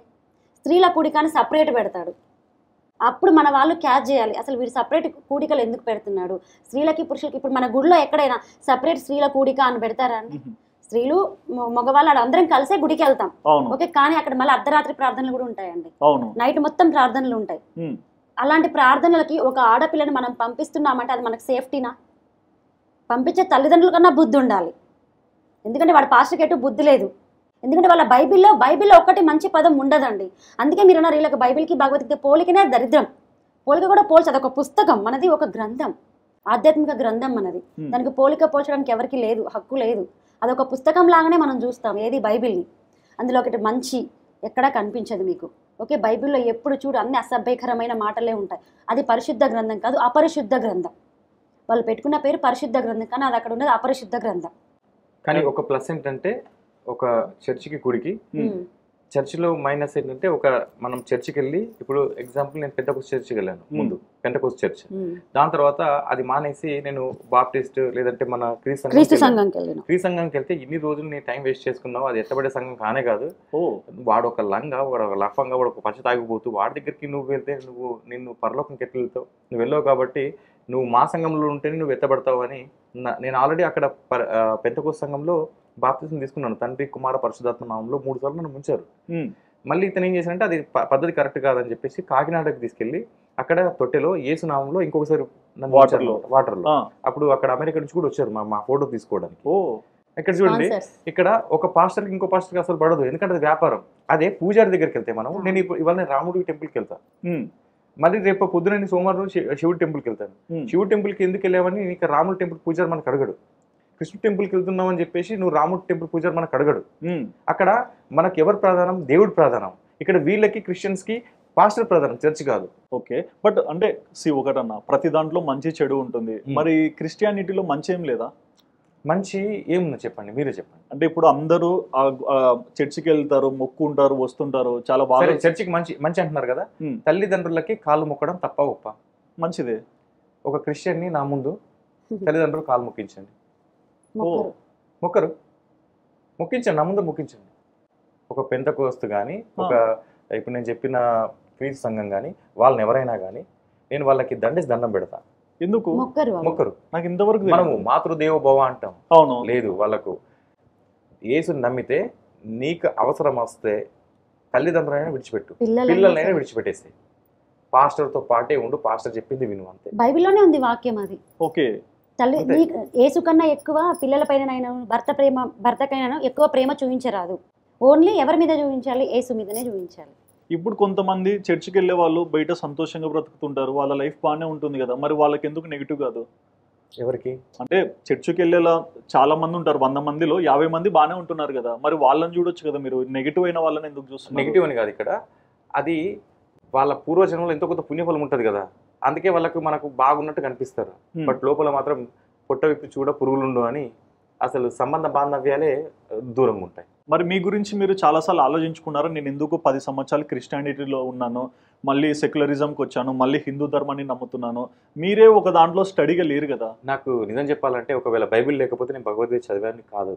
ఓకే, బైబిల్ వల్లే నేను భగవద్గీత చదివాను. అంటే రొచ్చేంటో తెలిస్తే అసలు నిజమైందో ఏంటో అది తెలుస్తుంది. అంటే ఒక చెడేంటో తెలిస్తే కీడెంచి మేలెంచి అంటారు. మరి భగవంతుడు నాకు మరి ఆ కీడును చూపించి మేలును చూపించాడేమో. ఓకే, భగవద్గీత చదవడానికి కారణం బైబిల్. మీ దాంట్లో కూడా ఒకటి చూసామ్మా, ఒక ఇంటికి వెళ్ళారు, ఒక ఆడమ దగ్గర కూర్చొని ఇంట్లో యేసుగీస్తూ ఫోటోలు గీటోలు అన్ని తీసేయండి, లక్ష్మీదేవి ఫోటో పెట్టుకోండి అని చెప్తున్నారు. అదే నేను అది అనలేక చెప్తున్నాను. మరి అంత ధైర్యంగా ఒకరి ఇంట్లోకి వెళ్ళి అది చేయగలుగుతున్నారు కదా, మరి మీరు చేసేది కూడా మత ప్రచారం కదా? మత ప్రచారం ఎక్కడ ఉందండి అక్కడ? అంటే హిందూ ధర్మం ఫస్ట్ హిందూస్. నేను ఎవరినైతే ఫస్ట్ హిందూస్, వాళ్ళు ఫస్ట్ హిందూస్, మధ్యలో మతం మారారు. ఎవరు వచ్చి మార్చారు అక్కడ? పాస్టర్లు వెళ్ళి వాళ్ళకు మతం గురించి చెప్పడం వల్లే వాళ్ళు మన హిందూ ధర్మాన్ని వదిలిపెట్టి మతం మార్చారు. దేనికోసం మతం మార్చారు? వాళ్ళ ఆయనకి హెల్త్ బాగలేకపోతే వచ్చి బాగైతుందని మతం మార్చారు. మరి అక్కడికి వెళ్ళిన తర్వాత ఆయనకు బాగైందా? నానా కష్టాలు అనుభవించారు. తినడానికి తిండి లేదు, ఉండడానికి ఇల్లు లేదు వాళ్ళకి, తెలుసా? ఇంట్లో వాళ్ళ ఇంట్లో లక్ష్మి ఫోటో తీసేసి మళ్ళీ ఏ ఫోటో పెట్టారు? మళ్ళీ యేసు ఫోటో తీసేసారు, తీసి లక్ష్మి ఫోటో పెట్టించారు. మాస్టర్ ఏం చేశాడంటే వాళ్ళ ఇంట్లో ముందు లక్ష్మీదేవి ఫోటో ఉండేది. ఓకే, వాడు ఆ ఫోటోలను తీసుకెళ్లి బయటపడే, అంటే ఎందుకు నా చేతులతో నా స్వహస్తాలతో ఇంట్లో ఉండే లింగము అన్ని దేవుడు చిత్రపటాలని మూట కట్టి చెరువులో పారవేశా నేనే పారేసా. కృష్ణుడి ఫోటోస్, శివలింగాలు అన్ని అవి పోతా ఉంటే ఒక్కొక్కసారి అంటే అన్ని చేతిలో పట్టుకొని నేను నడుస్తా ఉంటే, చెరువు గట్టుపై నడుస్తా ఉంటే ఒకవైపు నేను శివలింగానికి అభిషేకం చేశాను, ఆయన గుర్తొచ్చినా కానీ అంత కటువు చేసుకుని తీసుకుపోయి పడేసా. అంటే అంత దృఢంగా ఎలా నమ్మిస్తున్నారు? అవి సైతాన్లు కదా. సైతాన్ అంటే మన హిందూ దేవుళ్ళని. ఓ, హిందూ దేవుళ్ళు సైతాన్లు కదా? ఎవరు చెప్పారు? ఎందుకంటే పాస్టర్ చెప్పాడు, నువ్వు నిజ దేవుణ్ణి, సజీవమైన దేవుణ్ణి నమ్ము, అంతేకాని రాళ్లలో రప్పల్లో చెట్టుల్లో పుట్టల్లో దేవుడు ఉండడు, నువ్వు సృష్టికర్తను మాత్రమే నువ్వు పూజించాలి, అంతేగాని ఈ సృష్టిని నువ్వు పూజించొద్దు. నీళ్ళు నీకు అంటే నీ కోసం పుట్టాయి, చెట్టు నీ కోసం పుట్టింది, దాన్ని నువ్వు ఎందుకు మూపుతావు? సో ఇలాంటిది మనం ఏం చేస్తాం, చెట్టుల్లో పుట్టల్లో రాయల రప్పలో మనం ప్రతి దాంట్లో మనం నేచర్ని గౌరవిస్తాం. వాళ్ళు గౌరవించరు, వాళ్ళు అసలు గౌరవించరు. ఎవరైతే మీరు అన్నారు కదా, ఆ మహిళ ఇంట్లో ఫస్ట్ ఉన్నది లక్ష్మీదేవిని తీసి ఆ యేసు ఫోటో పెట్టారు. మేమేం చేసాం, రీప్లేస్ యేసుని తీసేసి మళ్ళీ మా లక్ష్మి పెట్టాం. ఆటోమేటిక్ వాళ్ళ ఇల్లు కూడా అలాగే లక్ష్మీ కళ లాగానే పెరిగింది. ఇప్పుడు విగ్రహారాధన వద్దు అంటారు వాళ్ళే, మరి యేసు ఫోటోలు ఎందుకు పెట్టుకుంటారు? అది కూడా విగ్రహం లాగానే కదా, మనం లక్ష్మీదేవి ఫోటో ఎలా చూస్తాం, వాళ్ళు కూడా యేసు ఫోటో అలాగే పెట్టారు అక్కడ. ఇంకొంతమంది ప్రేయర్ చేస్తారు, ఏది యేసు తన కోసము రక్తం కారుస్తున్న ఫోటోను తలుచుకోకుండా ఏ క్రైస్తవుడైనా కానీ ప్రార్థన చేస్తాడా? నిరాకారం ఎక్కడుంది? నిరాకారం నాకు తెలియదు. వాళ్ళు ఏమంటారంటే నువ్వు ఫోటోని కాదు, నువ్వు నిజ దేవుణ్ణి అని అంటారు. మరి నిజ దేవుడు అన్నప్పుడు ఒక ఐడియాలజీ ఉండాలి కదా. వాళ్ళు ఏం చేస్తారు అంటే కరుణామయుడు సినిమా చూపిస్తారు. ఆ కరుణామయుడు సినిమాలో యేసు ప్రభుని కొడతా ఉంటే ఇంకా వీళ్ళు, అబ్బా నా కోసం ప్రభువా తన్నులు తిన్నావా, ప్రభువా నా కోసం చచ్చిపోయావు, నా కోసం రక్తం కార్చావా, చెమట కార్చావా ప్రభు అని ఏడుస్తూ ఉంటారు. బట్ ఇది అదే తలుచుకుని ప్రేయర్ చేస్తారు. ఇప్పుడు మీరు ఈ మాట అన్నారు, మన హిందూ ధర్మంలో కూడా చూస్తే శ్రీరామదాసును కూడా కొట్టారు. మరి అది కూడా వాళ్ళు మనల్ని ట్రోల్ చేస్తున్నారు. అవునా? శ్రీరామదాసుని ఎవరైనా కానీ కొలుస్తున్నారా? లేదు. మరి ఇక్కడ ఏం చేస్తున్నారు? కొలుస్తున్నారు. శ్రీరామదాస్ ఫోటోలు ఎవరైనా ఇంట్లో ఉన్నాయా? మరి ఎవరి ఫోటోలు ఉంటున్నాయి? మరి క్రిస్టియన్స్ లో యేసు ఫోటోలు ఉంటున్నాయి కదా. అవును, అది రామదాస్ ఒక భక్తుడు లాగా మనం చూస్తాం, గౌరవిస్తాం, పూజించే. మరి యేసును వీళ్ళు ఏం చేస్తున్నారు? యేసుని ఏం చేస్తున్నారు వీళ్ళు? ఎత్తుకున్న మేరీ, ఎవరిని? యేసుని ఎత్తుకున్న మేరీ, బాల యేసు. అసలు యేసు 12 సంవత్సరాలు తల్లి దగ్గర లేడు, మరి బాల యేసు అంటారు ఏంది ఎత్తుకున్నట్టు? ఎక్కడి నుంచి వచ్చింది మరి? అది విగ్రహం కదా, అది విగ్రహారంలా కదా. ముందు మీ విగ్రహాలను పగలు కొట్టండి, దాని తర్వాత మా దగ్గర రండి. ఓకే, నా దగ్గర ఇప్పటికి కూడా చెప్తున్నాను, వాడిని యేసు ప్రభువు విగ్రహం అంటారు, అంటే విగ్రహాలు అంటారు కదా, నేను యేసు ప్రభువు విగ్రహం ఇస్తా, వాడిని తొక్కుతాడేమో చూద్దాం. విగ్రహారాధన అన్నప్పుడు దాన్ని కూడా చేయాల్సిందే కదా. నేను యేసు ప్రభు విగ్రహం ఇస్తా, లేదంటే యేసు ప్రభువు యొక్క చిత్రపటం ఇస్తా, వాడు తొక్కుతాడా? నాకు విగ్రహమే, చిత్రపటమే, వాడు తొక్కుతాడా? లేదు. ఏ పాస్టర్ తొక్కుతాడా? లేదు. అంటే నీకు ఇంకా విగ్రహం మీద నీకు ఇంకా పోలేదు. అట్లయితే మీరు చెప్పేదాని ప్రకారం చూస్తే ఈ పాస్టర్స్ ఎందుకు వచ్చారు అనుకుంటారు? అంటే వాళ్ళు రావడానికి మెయిన్ కారణము మత మార్పుల్ని. ఓకే, బట్ వాళ్ళు అంటే వాళ్ళకి ఫండింగ్ కానీ ఇవన్నీ ఎక్కడి నుంచి వస్తుంటాయి? ఒకటండి, ఈ దేశాన్ని క్రైస్తవ దేశంగా మారుస్తానంటే 180 దేశాల నుంచి కూడా వాళ్ళకి ఫండింగ్ వస్తుంది ఆటోమేటిక్. 180 దేశాలు, 180 కంట్రీస్ నుంచి ఖచ్చితంగా వస్తుంది, నో డౌట్ అది. ఎందుకంటే నేను కేవలం ఇండియాలోనే ఉండి 2008-9 టైంలో పాస్టర్లకు దశమ భాగాల రూపంలో ఎంత వచ్చింది నేను కలర్ చూసాను. నేను ఎంత వచ్చిందన్న అంటే ఆ టైంలోనే నెలకి ఓ 20-30 వేల రూపాయలు ఒక చిన్న పాస్టర్కి వచ్చేది.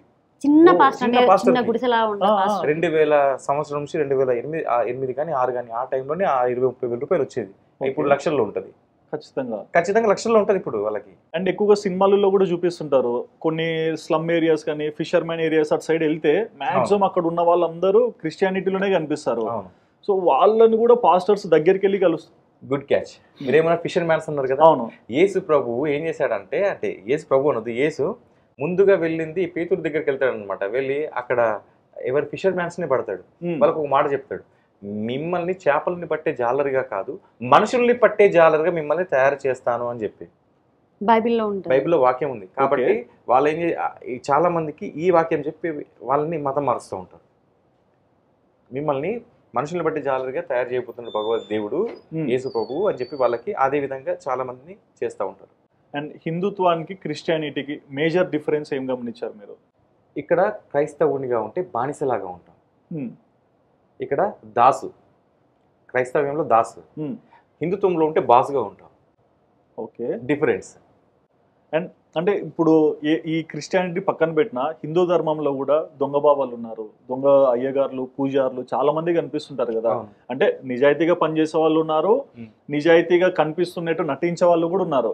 మరి ఇట్లాంటి వాళ్ళని చూసినప్పుడు మీరు వాళ్ళ మీద కూడా ఫైట్ చేయొచ్చు కదా. ఒకటండి, మహా అయితే దొంగ బాబాలు ఉన్నారు కదా, డబ్బులు మాత్రమే పోతాయి. నాకు సమస్య లేదు. నాకు అక్కడ దొంగ బాబాలు నాకు సమస్య లేదు. మహా అయితే డబ్బులు పోతాయి అంతే. కానీ ఇక్కడ కుంపలు నాశనం అవుతున్నాయి.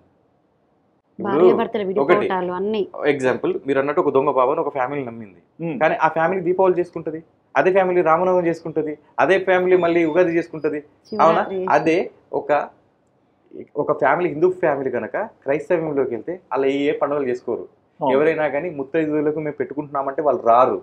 మా ఇంట్లో ఒక పూజ కార్యక్రమం అవుతుందంటే వాళ్ళు రారు. మరి ఇక్కడ ఒక బంధానికి బ్రేక్ పడ్డట్టే కదా.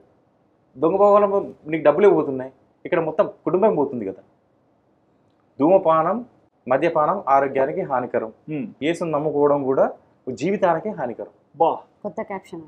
ఎందుకు మా అంటే అంత కోపం మీకు? అంటే కోపం అని కాదండి, అందులో చూసి అనుభవించి వచ్చిన వాళ్ళం. ఇప్పటికీ అనుభవిస్తున్నాం, ఇప్పటికీ స్టిల్ ఈ క్షణం కూడా అనుభవిస్తున్నాను. ఇప్పటికేమున్నాయి మీకు? అంటే ఎందుకుండవు?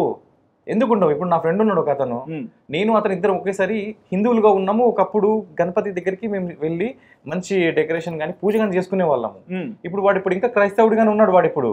ఇప్పుడు నేను ఇంటికి ప్రసాదం పెడతానంటే వద్దురా నేను రాను, నువ్వు మొత్తం మా యేసు ప్రభువుని తిడుతున్నావు అని చెప్పేసి నన్నే వాడు అవాయిడ్ చేశాడు. నేను వాడిని అవాయిడ్ చేయట్లేదు కదా. అదొకటే కాదండి, మన చుట్టాల్లో ఎవరైనా సంథింగ్ వెళ్ళారంటే వాళ్ళు బంధుత్వాన్ని దూరం చేసుకోవడానికి రెడీ ఉంటారు, కానీ యేసుని మాత్రం దూరం చేసుకోరు. మనం ఏం చేస్తాము, మన వాళ్ళే కదా అనేసి మనం వెళ్తాం, వాళ్ళు ఏదైనా పండగలు చేస్తే, కానీ వాళ్ళు రారు, వచ్చినా తినరు. నీది వాళ్ళకే అంత ఉన్నప్పుడు మనకెంత ఉండాలి? పరాయ దేశ దేవుని వాళ్ళు నమ్ముకున్నప్పుడు, మన ధర్మం కోసం మనం కష్టపడుతున్నప్పుడు, మన హిందూ ధర్మాన్ని వాళ్ళంతా ద్వేషిస్తున్నప్పుడు మనం ఎందుకు ద్వేషించద్దు? ఆలోచించారా మీరు? పరమత సహనం ఉండాలి. ఎప్పుడు ఉండాలి? నా ధర్మాన్ని నువ్వు గౌరవించినప్పుడు మాత్రం నేను నిన్ను గౌరవిస్తాను. నా ధర్మాన్ని దూషించినప్పుడు నువ్వెవరైతే నాకేంటి, నువ్వెవరైతే నాకేంటి. ఇప్పుడు బైబిల్లో ఒక మాట నేను గుర్తున్నది చెప్తున్నాను, ఆ పాపి చేసిన పాపమును నీ రక్తంతో కడుగుమా అంటారు. అంటే ఎవరైనా తప్పులు చేస్తే ఈయన దాన్ని ప్యూరిఫై చేసి వాళ్ళని మంచి వ్యక్తిగా మారుస్తారని ఒక మాట చూసా. అంటే రక్తం వల్ల పాపాలు పోతాయి అంటారు. ఎగ్జాంపుల్, పాస్టర్లు చాలా మంది పాప ప్రక్షాళన, యేసు ప్రభు నీ కోసం రక్తం కార్చాడు. ఓకే, 4 సువార్తలు ఉన్నాయి, మత్తయి, మార్కు, లూకా, యోహాను. ఈ 4 సువార్తల్లో యేసు తన నోటి వెంట నా రక్తం వల్లనే మీకు పాప విమోచన అని ఒక్క బైబిల్ వాక్యం చూపించమని చెప్పండి. లేదు, బైబిల్లో ఎక్కడ లేదు మీకు. 4 సువార్తల్లో యేసు ఎక్కడ కూడా నా రక్తం. ఇప్పుడు ఎగ్జాంపుల్, అతన్ని యేసుని పట్టించి ఒక 4 రోజుల ముందు ఒక ధనికుడు వస్తాడనమాట. ధనికుడు వచ్చి వచ్చేయమంటాడంటే నాకు నిత్య జీవం కావాలంటే ఏం చేయాలని యేసు అడుగుతాడు. అప్పుడు యేసు ఏం చెప్పాలి? జస్ట్ ఓ 4 days వెయిట్ అండ్ సీ, నేను నీ కోసం రక్తం కారుస్తాను, ఆ రక్తం వల్ల నీకు పాప ప్రక్షాళన అని చెప్పలేదు కదా. లాజికల్ గా ఆలోచిస్తే ఏమన్నాడు అంటే, నువ్వు 10 ఆజ్ఞలను పాటించు, దాంతోపాటు నీ 10 ఆజ్ఞలను నేను పాటిస్తున్నాను ఆ ధనవంతుడు చెప్తాడు. కానీ నీకు ఒకటి తక్కువగా ఉంది, నీ ఆస్తి నమ్మి బీదలకి ఇచ్చే అని చెప్పాడు. అతను మిక్కిలి ధనవంతుడైనందువల్ల అతను ఏం చేస్తాడు, అతిశయపడి బ్యాక్ వెళ్ళిపోతాడు. ఓకే, నీకు నీకు నీ ఆస్తి నమ్ము లేదంటే 10 ఆజ్ఞలను యేసు చెప్పాడు, కానీ నా బ్లడ్ వల్లనే నీ రోగం నీకు నీ పాపం పోతుంది ఒక్కరి దగ్గర కూడా చెప్పలేదు. మరి కానీ ఇది 40 మంది రాసిన పుస్తకం ఈ బైబిల్ అనేది. 40 మంది రాసిన పుస్తకం ఈ 62 చాప్టర్స్ అన్ని కలిపి. ఓకే, అంతేగాని పరిశుద్ధాత్ముడు తాగి రాశాడా తాగి రాశాడు నాకు సంబంధం లేదు, కానీ విరుద్ధ వాక్యాలు మాత్రం ఖచ్చితంగా ఉంటాయి. ఏసు ఎక్కడ కూడా 4 సువార్తల్లో నా రక్తం ద్వారా పాప ప్రక్షాళన అనేది వాక్యం ఎక్కడా లేదు. వీళ్ళంతా దొంగ పాస్టర్లు, వీళ్ళు డబ్బులు తీసుకున్న పర్వాలేదండి, కానీ ఒక సంస్కృతిని ఒక సాంప్రదాయాన్ని విచ్ఛిన్నం చేస్తున్నారు. అండ్ దీంట్లో కూడా నేను లేటెస్ట్గా చూసా, అంటే ఇప్పుడు ప్రస్తుతం చాలా మంది స్వామి మాల వేసుకుంటారు కదా, యేసు మాల కూడా ఒకటి వచ్చింది. అవును, వచ్చింది. రోమన్ క్యాథలిక్స్ చేస్తున్నారు రథం కూడా. యేసు మాల ఏంటి, ఎందుకు వచ్చింది అంటే వాళ్ళు కొంతమంది ఇప్పుడు నిజం చెప్పాలి అని అంటే ఈ ఏవైతే క్రైస్తవ పాస్టర్ల యొక్క చర్చిలు ఉంటాయో ఇంకో చర్చికి మధ్యన ఖచ్చితంగా వైరుధ్యం ఉంటుంది. ఓకే ఓకే, ఇప్పుడు పెంతకోస్తు ఉంది. పెంతకోస్తు సంఘం వాళ్ళు ఏం చేస్తారు, చప్పట్లు కొడతారు, ఆత్మల ఆవాహన అంటారు, అన్య భాషలు మాట్లాడతారు, అబ్బా షా అంటారు, టచ్ మీ అంటారు, ఇంకా డ్యాన్సులు చేస్తారు, అన్నీ చేస్తారు. అదే క్రీస్తు సంఘం వెళ్ళినా అనుకో, నువ్వు చప్పట్లు కొట్టకూడదు, నువ్వు వాయిద్యాలు వాయించకూడదు, పరిశుద్ధాత్మ లేనే లేదు. సో ఇదొక వేరియంట్. ఇంకో వేరియంట్ ఏంటంటే యేసుని రోమన్ క్యాథలిక్స్ ఉంటారు. ఓకే, యేసు ఎలా మన సంస్కృతి మన సాంప్రదాయాల్లోకి యేసుని చూపించుకుందాం, తప్పులేదు. ఎట్నుంచి యేసుని ప్రకటింపబడాలి. వాళ్ళు అంతా సేమ్ మనలాగా అగరబత్తులు పెడతారు, సేమ్ మనం ఎట్లా చేస్తామో అట్లా చేస్తారు. ఆ ప్లేస్ లో మేరీ మాత ప్లస్ మేరీ ప్లస్ యేసు ఉంటారు అంతే. ఓకే, సో కాపీ కొట్టుకున్నారు కదా ఆ రోమన్ క్యాథలిక్స్, అన్ని కాపీ బతుకులే వాళ్ళు. మనం చేసేటన్ని వాళ్ళు కాపీ పేస్ట్ బతుకులే. మన భారతదేశం అనే కాదు, చైనాకి వెళ్తేనేమో చైనా యేసు ఉంటాడు, దక్షిణాఫ్రికా వెళ్తే మీరు దక్షిణాఫ్రికా యేసు ఉంటాడు, ఓకే, అమెరికాకి వెళ్తే అమెరికన్ యేసు ఉంటాడు. అంటే వాళ్ళకి తగ్గట్టు వాళ్ళ రూపాన్ని వాళ్ళు చూపిస్తారు. కానీ మన దగ్గర కృష్ణుడు ఎక్కడికి వెళ్ళినా కృష్ణుడే, శివుడు ఎక్కడికి వెళ్ళినా శివుడే, అంతేనా కాదా? లేకపోతే ఇక్కడ వేరే కృష్ణుడు, అమెరికాలో వేరే కృష్ణుడు, రష్యాలో వేరే కృష్ణుడు ఉన్నాడా?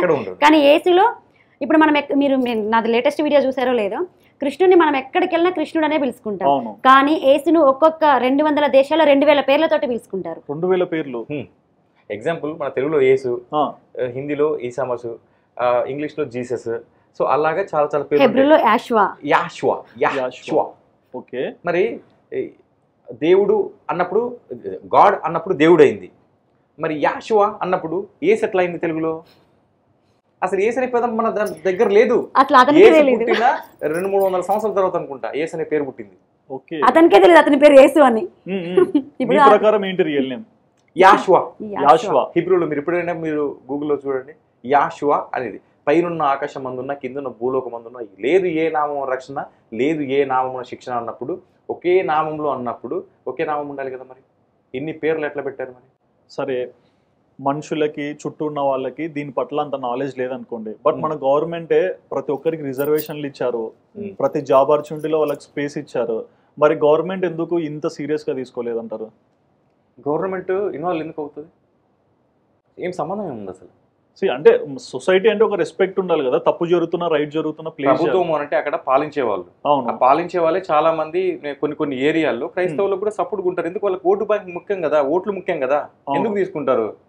వాళ్ళ స్వార్థం ముఖ్యం, వీళ్ళ పరలోకం ముఖ్యము, పాస్టర్కేమో విశ్వాసం నుంచి దశమ భాగాలు ముఖ్యం. ఇప్పుడు మీరున్నారండి, మీరు ఇప్పుడు హిందువుగా ఉన్నప్పుడు గుడికి వెళ్ళి ₹1 ఇవ్వని వాళ్ళు చర్చికి వెళ్ళిన తర్వాత ప్రతి నెల దశమ భాగం, నీకు 10,000 శాలరీ ఉంటే ₹1,000 ఎవ్రీ మంత్ ఇవ్వాల్సిందే, ₹1,00,000 శాలరీ ఉంటే 10,000 ఇవ్వాల్సిందే. ఈవెన్ ఒక ₹2,000 వచ్చే పెన్షన్ వచ్చే ఆవిడ కూడా 200 పక్కన పెడుతుంది ఇప్పటికి. ఏమండి, ఇంటింటికి వచ్చి భిక్షం ఎత్తుకుంటారు చూడండి, వాళ్ళు కూడా భిక్షం ఎత్తుకున్న దశమ భాగం పక్కన పెట్టుకుంటారు. ఈవెన్ ఒక కేజీ రైస్ వాళ్ళు వండుకుంటే దాంట్లో నుంచి కూడా దశమ భాగం తీసి పక్కన పెడతారు, గుప్పెడు బియ్యం తీసి పక్కన పెడతారు ఇప్పటికి కూడా. అంటే అర్థం చేసుకోండి, వాళ్ళకు అంత డబ్బులు వస్తున్నాయి కాబట్టి వాళ్ళు ఇంకా విస్తృతంగా మత ప్రచారం చేస్తారు. దశమ భాగం ఇవ్వకపోతే వాక్యంతో చెప్తారు అక్కడ. ఒకవేళ దశమ భాగం అనే కాన్సెప్ట్ లేకపోతే క్రిస్టియానిటీ ఉండదు, కనుమరుగైపోతుంది. ఇప్పుడు హిందూ ధర్మం చూసుకుంటే చాలా టెంపుల్స్ అన్ని దేశాలలో వచ్చేసినాయి, అట్లనే జీసస్ ది కూడా స్ప్రెడ్ అయింది అనుకోవచ్చు కదా మీరు. ఎక్కడ ఇప్పుడు యుఎస్ లో మన హిందూ టెంపుల్స్ ఉంటాయి, ఇంగ్లాండ్ లో ఉండొచ్చు, ఆస్ట్రేలియాలో ఉండొచ్చు. మన హిందూ టెంపుల్స్ కి కానీ మన హిందూ దేవుళ్ళకి కానీ ఒక చారిత్రక ఆధారాలు ఉన్నాయి, అట్లా జీసస్ కి ఏమైనా ఉన్నాయా? సరే ఆధారాలు కానీ కాదు, కానీ మీరు అన్నారు కదా ఒకటి కరెక్ట్, మంచి పాయింటే. కానీ నువ్వు వస్తే చర్చికే రావాలి, గుడిని వదిలిపెట్టి అంటాడు. మరి ఎవరైనా కానీ క్రైస్తవుడు గుడికి వెళ్తే నువ్వు చర్చిని వదిలిపెట్టాలనే పూజారు అంటాడా? అనడు. అనరు. అంటారా? ఎవరైనా అంటారా? అనరు. అసలు గుళ్ళోకి వెళ్తే అసలు క్యాస్ట్ కూడా ఎవరు అడగరు, వచ్చిన వాళ్ళకు ప్రసాదం పెట్టి పంపిస్తారు. అంతేగాని నువ్వు ఖచ్చితంగా నువ్వు ఎక్కడికి వెళ్తున్నావు, నీ పుట్టుకేంటి, నీ పూర్వత్వం ఏంటి, లేదంటే నీ తల్లిదండ్రులు ఏమన్నా డీటెయిల్స్ అడుగుతారా? కానీ చర్చిలో అడుగుతారు. వాడు ఒక వారం రాకపోతే కల్వర్ సతీష్ ఫోన్ వచ్చేస్తుంది వాడికి ఆటోమేటిక్ గా, టెలికాలర్స్ నుంచి కాల్ వస్తుంది. టెలికాలర్స్ కూడా వాళ్ళ దగ్గర ఉన్నారు. ఏంటి ఈ మొన్న వారం మీరు తప్పిపోయిన గొర్రెపిల్ల మీరు ఎందుకు రాలేదని అడుగుతారు, వీటికి కాల్ వస్తుంది. సాతాను నీకు చర్చికి రాకుండా ఇది కూడా కంపారిజన్ చేస్తారు కదా, గోపాలుడు గొర్రెపిల్ల అని. గొర్రెపాలుడు గోపాలుడు గొర్రెపాలుడు. గొర్రెల కాపరి ఎందుకు పెంచుతాడు? మామూలుగా మీట్ చేయాలి, బిజినెస్ చేసుకోవాలి, సేల్ చేసుకోవాలి, మీటికి కోసమే కదా. అదే గోవుల్ని గోపాలుడు అనుకోండి, అంటే గోవుల్ని కాసేవాడు దేనికోసం చేస్తాడు? వాటిని రక్షించడానికి, పాల కోసము. అవునా? ఒక పశుపోషణ అనేది వ్యవసాయం కోసము. ఎగ్జాక్ట్లీ. అవునా? ఒకవేళ అప్పటి కాలంలో ఏంటి దున్నాలి అంటే ఖచ్చితంగా ఏం కావాలి? ఎద్దు కావాలి, ఉండాలి. దాంతోపాటు ఆవు పాలు అనేటివి వాళ్ళకి ఆహార పదార్థంగా ఉండే. ఆ ఇంటెన్షన్ తో దాని వల్ల కోసమే ఆవులు పెంచుతారు. కానీ వాడు కోసుకొని తింటానని ఎవరైనా కానీ ఒక్క రైతు అనుకుంటాడా కోసుకొని తిందామని? లేదు. ఎడ్ల అమావాస్య చేస్తారు మన దగ్గర తెలంగాణలో, ఎడ్ల అమావాస్య అంటారు. అవునా? అప్పుడు ఆ రోజు ఏం చేస్తారు? ఎడ్లు తయారు చేసుకుంటారు మట్టితోని. ఎక్కడన్నా గోవు ఉంటే అక్కడికి వెళ్ళి బొట్టు పెడతారు, వెనక బొట్టు పెడతారు, తోక దగ్గర బొట్టు పెడతారు, పూజిస్తారు. కానీ వాడి ఆలోచన ఆవుని పెంచుకోవడం, ఖచ్చితంగా కోసుకోవడానికి అనుకుంటాడా? లేదు. మరి గొర్రెని మాత్రం ఏమనుకుంటారు? కోసుకోవడానికే కదా, సండే అంతే, ఖైమ కోసం వేసుకుంటాడు. అవును. సో గోపాలుడికి గొర్రెపాలుడికి తేడా ఏంటంటే, వీళ్ళు జియో జీనేదో అంటే బతుకు బతికించు కాన్సెప్ట్ మనది. వాళ్ళ కాన్సెప్ట్ ఏంటి? ఖచ్చితంగా గొర్రెపాలు అంటే దాన్ని పెంచడము, దాన్ని చంపుకోవడం కోసమే, పెంచడం తుంచడం కోసమే, సింపుల్ గా చెప్పాలంటే. అండ్ మీరు లేడీస్ ఆన్సర్ కావాలి నాకు. అంటే అంటే హిందువులు చాలా మంది టెంపుల్స్కి వెళ్ళిన వాళ్ళు లోపలకి చెప్పులు వేసుకొని పోరు, క్రిస్టియానిటీలో షూస్ తో సహా వెళ్ళిపోతుంటారు. ఎందుకు ఈ డిఫరెన్స్? అదే చెప్పాను కదండి, మనము గుడిని ఒక పవిత్ర స్థలంగా భావిస్తాము. ఓకే, అలాంటిది చెప్పులు అనేవి మనం ఇంటి బయటనే వదులుతాం, ఇంట్లో లోపలికి తీసుకెళ్ళాం కదా. అలాగే గుడిని కూడా మనం పవిత్ర స్థలంగా భావిస్తాం కాబట్టి లోపలికి తీసుకొని వెళ్ళాము. ఇంకోటి చాలా మంది ఇప్పుడైతే అందరూ చెప్పులు వేసుకొని అది ఇది చేసినారని వాకింగ్ కూడా చాలా మంది చెప్పులు వేసుకోకుండా నడుస్తారు. గుడి చుట్టూ మనం 5 ప్రదక్షిణలు చేసినప్పుడు చెప్పులు వేసుకోకుండా 5 ప్రదక్షిణలు చేసి మన బ్లడ్ సర్క్యులేషన్ కూడా ఈవెన్ కాళ్ళకి తగిలి బ్లడ్ సర్క్యులేషన్ మన బాడీ మొత్తం స్ప్రెడ్ అయిపోతుంది. కాబట్టి మనం చెప్పులు లేకుండా గుడిలో ప్రదక్షిణ చేస్తాము, అదొక పుణ్యస్థలంగా భావిస్తాం కాబట్టి. ఓకే, ఇది చెప్పాను కదా మీకు అపరిశుద్ధ స్థలం అనేసి. దీనికి ఎలాగైనా వెళ్ళొచ్చు, మీకు అప్పుడే ఆన్సర్ ఇచ్చాను నేను. స్నానం చేయకుండా వెళ్ళొచ్చు, ఎలాగైనా వెళ్ళొచ్చు. బట్ ఇన్ని చెప్తున్నారు అంటే క్రిస్టియానిటీ వాళ్ళు ఒక ప్రిన్సిపల్స్, హిందూ ధర్మం ఒక ప్రిన్సిపల్స్, బట్ వీళ్ళు ఏంటంటే ఎంత సంపాదించుకున్నా కొంచెం పక్కన పెడతారని. బట్ హిందూ ధర్మంలో కూడా మనం చూడొచ్చు, తలనొప్పి ఉందో లేదా ఏదైనా ఇబ్బంది ఉందో, ఆపరేషన్ ఉందో, లేకుంటే అతను టైం బాగాలేదంటేనే హోమాలు చేయండి, పూజలు చేయండి, అన్నదానాలు చేయండి, ఇన్ని చెప్తారు కదా. మరి అది కూడా ఒక రకంగా డబ్బుల్ని ఖర్చు పెట్టించడమే కదా. ఇప్పుడు ఒక క్రైస్తవుని ఇంట్లో ఒక అబ్బాయి పుట్టినా అమ్మాయి పుట్టినా కానీ వాళ్ళకి నామకరణం చేయాలన్నా పాస్టర్ చేయాలి.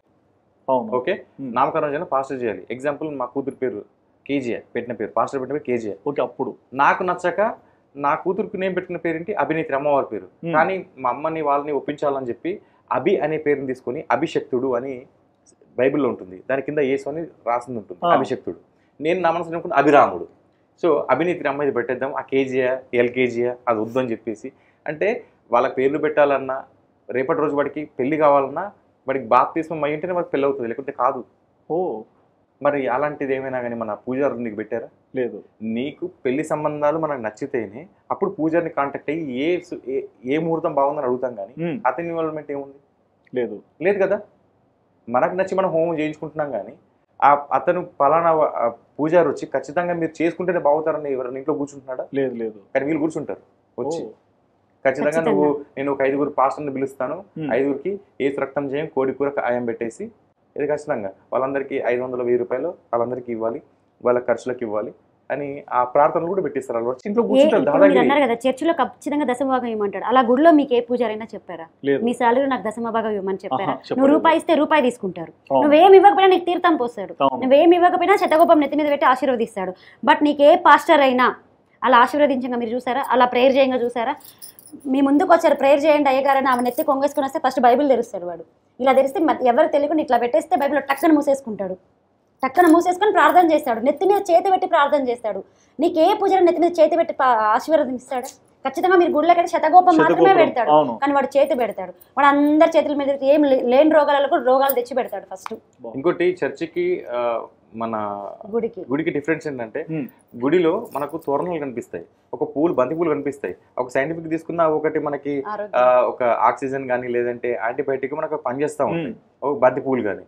మళ్ళీ మనం స్నానం చేసి వెళ్తాం, అందరు శుభ్రంగానే ఉంటారు. అక్కడ మీరు చర్చిలోకి వెళ్తే ఎక్కడైనా మనకు ఒక మామిడి తోరణం కనిపిస్తుందా? కనిపించదు. అందరు చూస్తూ పాటు వెళ్తారు. అక్కడ రోగులు కూడా వస్తారు. ఇంకా ఆ రోగుల ద్వారా ఇంకా కొంతమందికి స్ప్రెడ్ అయ్యే అవకాశం ఉంది. కానీ ఇక్కడ గుళ్ళో అలాంటి అవకాశం పసుపు ఉంటుంది, అక్కడక్కడ చల్లింది ఉంటుంది పసుపు. అక్కడ మనకి ఒక సాంబ్రాణి కానివ్వండి, ఒక ధూపం కానివ్వండి, దానివల్ల సూక్ష్మక్రిములు పోతాయి. అక్కడ ధూపం వేస్తున్నారా, ఏమన్నా దీపం ముట్టిస్తున్నారా? కానీ కుంపలు ఆర్పే దీపం ఆర్పే సంస్కృతి వాళ్ళది. కొన్ని వేల సంవత్సరాల నుంచి వాళ్ళు ఆర్గనైజేషన్ కంటిన్యూ అవుతూనే వస్తుంది కదా, అంత ట్రస్ట్ లేకుండా ఎలా కంటిన్యూ చేస్తుంటారు? ఎవరిది? క్రిస్టియానిటీ. ట్రస్ట్ కాదు అక్కడ వాళ్ళది, ట్రస్ట్ కాదు. ఇప్పుడు ఒకటండి, బైబిల్ ఉంది కదా, దాన్ని ఎవరు రాశారంటే పరిశుద్ధాత్మ ప్రేరణతో రాశారని చెప్తున్నారు, అవునా? ఆ బైబిల్లో ఒకటి ఉంటుందన్నమాట, డిస్క్లైమర్ అంటే కాపీరైట్. మరి ఆ కాపీరైట్ ఎక్కడో ఇంగ్లీష్ వాడుకు ఉంటుంది. ఓకే, కాపీరైట్ ఎందుకు వేయడం? అది భగవంతుడి మాట అయితే ఎందుకు వేయడం? అంతేలేండి, కాపీ కొట్టకూడదు, ఇంకా వాళ్ళదే వాళ్ళ పేరు ఉండిపోవాలి. కాపీరైట్ మరి వేసేయడం అంటే అది మనుషులదని అర్థం కదా. అంతే కదా, భగవంతుడు కాదు, సింపుల్. మీరు ఒక మాట అడిగారు అప్పుడు నాకు, ఒక హిందూ అమ్మాయి క్రిస్టియన్ అబ్బాయిని చేసుకుని మతం మారింది అనేది. దానికి నేను ఒక కన్క్లూజన్ ఇస్తానండి. అక్కడ అబ్బాయి క్రిస్టియన్ కాబట్టి అమ్మాయి మతం మారింది అని చెప్పాను. ఎందుకంటే అమ్మాయి హిందూగా ఉండి వాళ్ళ తల్లిదండ్రుల అమ్మాయికి హిందూ ధర్మం అంటే ఏంటి నేర్పిలేక ఆ అమ్మాయి వేరే మతం వాడిని పెళ్లి చేసుకుంది. మతం మారిన పెళ్లి చేసుకున్నాక మరి ఆ అబ్బాయి హిందూగా మారచ్చు కదా. అమ్మాయిని క్రిస్టియానిటీకి ఎందుకు మార్చారంటే మన వాళ్ళకి తెలియని విషయాలు ఏంటంటే అండి, వాళ్ళు ఇప్పుడు ఇవాళ రేపు యువతను కూడా టార్గెట్ చేస్తున్నారు. ఎవరైతే హిందువుల అమ్మాయిలు ఉంటారో వాళ్ళని పెళ్లి చేసుకొని మతం మార్చాలన్నట్టు. ఉదాహరణకు మహాసేన రాజేష్ అని పేరు, మహాసేన రాజేష్ గారు మొన్న బహిరంగంగా ఒకటి ప్రకటించాడు, వీడియో చేశాడు. అగ్రవర్ణ కులాల అమ్మాయిని అంటే బ్రాహ్మిన్స్ కానీ రెడ్డిస్ని కానీ పెళ్లి చేసుకుని 2 లక్షల రూపాయలు ఇస్తాను అనేసి. మీరు వీడియో చూసారో లేదు? మన హిందువులు ఏమైనా తక్కువనా? నేను ఇప్పుడు చెప్తానండి, నిజంగా ఈ ఛానల్ ద్వారా నేను ఒకటి చెప్తున్నాను, మన హిందువులకి ఏం లేదా? మన హిందువులకి దమ్ము లేదా, లేకపోతే డబ్బులు లేవా? నేను ఒకటే చెప్తాను, ఎవరైనా హిందువుల అబ్బాయి క్రిస్టియన్ అమ్మాయిని పెళ్లి చేసుకుని మేము కూడా మా సంస్థ తరపున ఇస్తాం. ఆ సంస్థ తరపునే కాదు, పుట్టింటి వాళ్ళు ఎలా అయితే అన్ని బాసన్లు మన తెలంగాణలో పెడతారు కదా, అన్ని పెట్టి మళ్ళీ మన హిందూ సంఘాలే ఆ అబ్బాయిని చూసుకునే విధంగా మేము చేస్తాము. మహాసేన రాజేష్ గారికి వాడికి అంతుంటే మన హిందువులకు లేదా? చెప్పండి, మీరు ఆలోచించండి. వాడు అంత బహిరంగంగా ప్రకటిస్తున్నాడంటే అగ్రవర్ణ కుల అమ్మాయిలు చేసుకోవాలి అనేసి, ఎందుకు అలా చెప్పడము? చెప్పండి, అందరం సమానమని వాడు చెప్తున్నాడు. మన హిందువుల దగ్గర డబ్బులు లేవా? చెప్పండి, మన హిందువుల అబ్బాయిలు వేరే మతాల వాళ్ళు చేసుకోరా? చేసుకోండి, కానీ మీరు మతాలు మారకండి, వాళ్ళనే తీసుకొని హిందూ ధర్మంలోకి రండి. మేము సపోర్టివ్గా ఉంటాం. మేమే కాదు, మన హిందూ సంఘాలన్నీ సపోర్టివ్గా ఉంటాయి. మొదట్లో మీరు అన్నారు యూత్ ని ఎక్కువ టార్గెట్ చేస్తున్నారని. ఎందుకు యూత్ ని టార్గెట్ చేయాలి అంటే, యాక్చువల్ గా యూత్ ని కాదు చేసేది, గృహిణులు చేస్తారు. ఓకే, గృహిణులు చేయడం ద్వారా అక్కడ ఎప్పుడైతే టార్గెట్ పర్సన్ ఆవిడ కనుక మతం మారితే అక్కడ నుంచి వాళ్ళ పిల్లలకి ఆవిడనే స్ప్రెడ్ చేసుకుంటుంది. నాన్న మనం వెళ్దాం, నన్ను డ్రాప్ చేయి చర్చికి ముందు, తర్వాత నువ్వు డ్రాప్ చేసావు కదా ఇంట్లో ఎంపమంది వచ్చి కొంచెం సేపు కూర్చో, దాని తర్వాత మెల్లిమెల్లిగా పాస్టర్కి పరిచయం చేయడము. ఆ విధంగా అమ్మాయి కానీ అబ్బాయి కానీ వాళ్ళ పాస్టర్ చేతిలో కాటుకుని వెళ్ళిపోతారు. దాని తర్వాత భర్త. సో ఈ విధంగా ఒక గృహిణి నుంచి మిగతా ఇటు ఒక యూత్ కానీ ఇటు వాళ్ళ యొక్క భర్త కానీ ఖచ్చితంగా అవుతారు. మరి దాని తర్వాత నెక్స్ట్ టార్గెట్ ఏంటి? వాళ్ళ కుటుంబంలో అన్న కావచ్చు, వదిన కావచ్చు, వాళ్ళ కుటుంబ సభ్యులు కావచ్చు, వాళ్ళ ఫ్రెండ్స్ కావచ్చు, ఆ విధంగా మళ్ళీ స్ప్రెడ్ చేసుకుంటారు. ఓకే, వైరస్ అన్నారు కదా, అలా అలా ఎక్కిస్తారు. ఈ గృహిణులనే ఎట్లా అనుకుంటారమ్మా? పలానా చోట ఒక ఆడాం ఉంది, ఈమెను మనం మార్చుకోవచ్చు అని ఎట్లా తెలుసుకుంటారు? ముందు ఎంక్వైరీ చేస్తారు. ఓకే, ఇప్పుడు మేమున్నాము, మేము మొట్టమొదటిసారి మా ఊర్లో మేము మారినప్పుడు అంటే మేము 3వ ఫ్యామిలీ 4వ ఫ్యామిలీ. సో మాది మేము విశ్వబ్రాహ్మణ్స్ కాబట్టి సో వీళ్ళని బడితే మనకి ఎక్కువ మంది వస్తారని చెప్పేసి 2-3 పాస్టర్లు మేమేంటో మేము కనుక్కొని మా దగ్గరకు వచ్చి ఇంటి పక్కల సమస్యలు ఏంటో మాతో కనుక్కునేవాళ్ళు. ఓకే. సో మాతో కనుక్కొని వాళ్ళందరినీ రప్పించుకొని, పోనీ రప్పించడం ఎలా రప్పిస్తారు, మేము వెళ్తాం అన్నమాట. వెళ్ళినప్పుడు మా ఇంటికి పాస్టర్ వస్తున్నాడు, వచ్చినప్పుడు ఒక 10 రూపాయలు 5 రూపాయలు తీసుకుని రండి, ఆయన ప్రార్థన చేస్తాడు, ఆయనకు మనం ఇవ్వాలి. సో ఆ విధంగా అతనికి బిజినెస్ అయ్యేది, దాంతోపాటు వాళ్ళు కూడా ఎవరో ఒకరు మళ్ళీ నమ్మేవాళ్ళు. ఓకే. అండ్ ఇందులో కూడా పోప్స్ అని ఉంటారు, పెద్ద ఫాదర్స్, బిషప్ పోప్స్, వాళ్ళు జెన్యూనా? ఎవరు జెన్యూన్ కాదు. అసలు పోప్కి అసలు బైబిల్ తెలియదు. పోప్కి బైబిల్ తెలీదు. తెలిస్తే వాడు స్వస్థత వాడు చేసుకుంటాడు కదా. ఇప్పుడు వీల్ చైర్లో ఎందుకు కూర్చుంటాడు? పోపు బైబిల్ తెలీదు. రమ్మని చెప్పండి పోపు. అసలు అర్థమే కావట్లేదు. పోపుని కాదు, కనీసం పాస్టర్ని కూర్చొని పెట్టి నమ్ముదరా? వాడికి బైబిల్ తెలియదు అని నేను చెప్తా.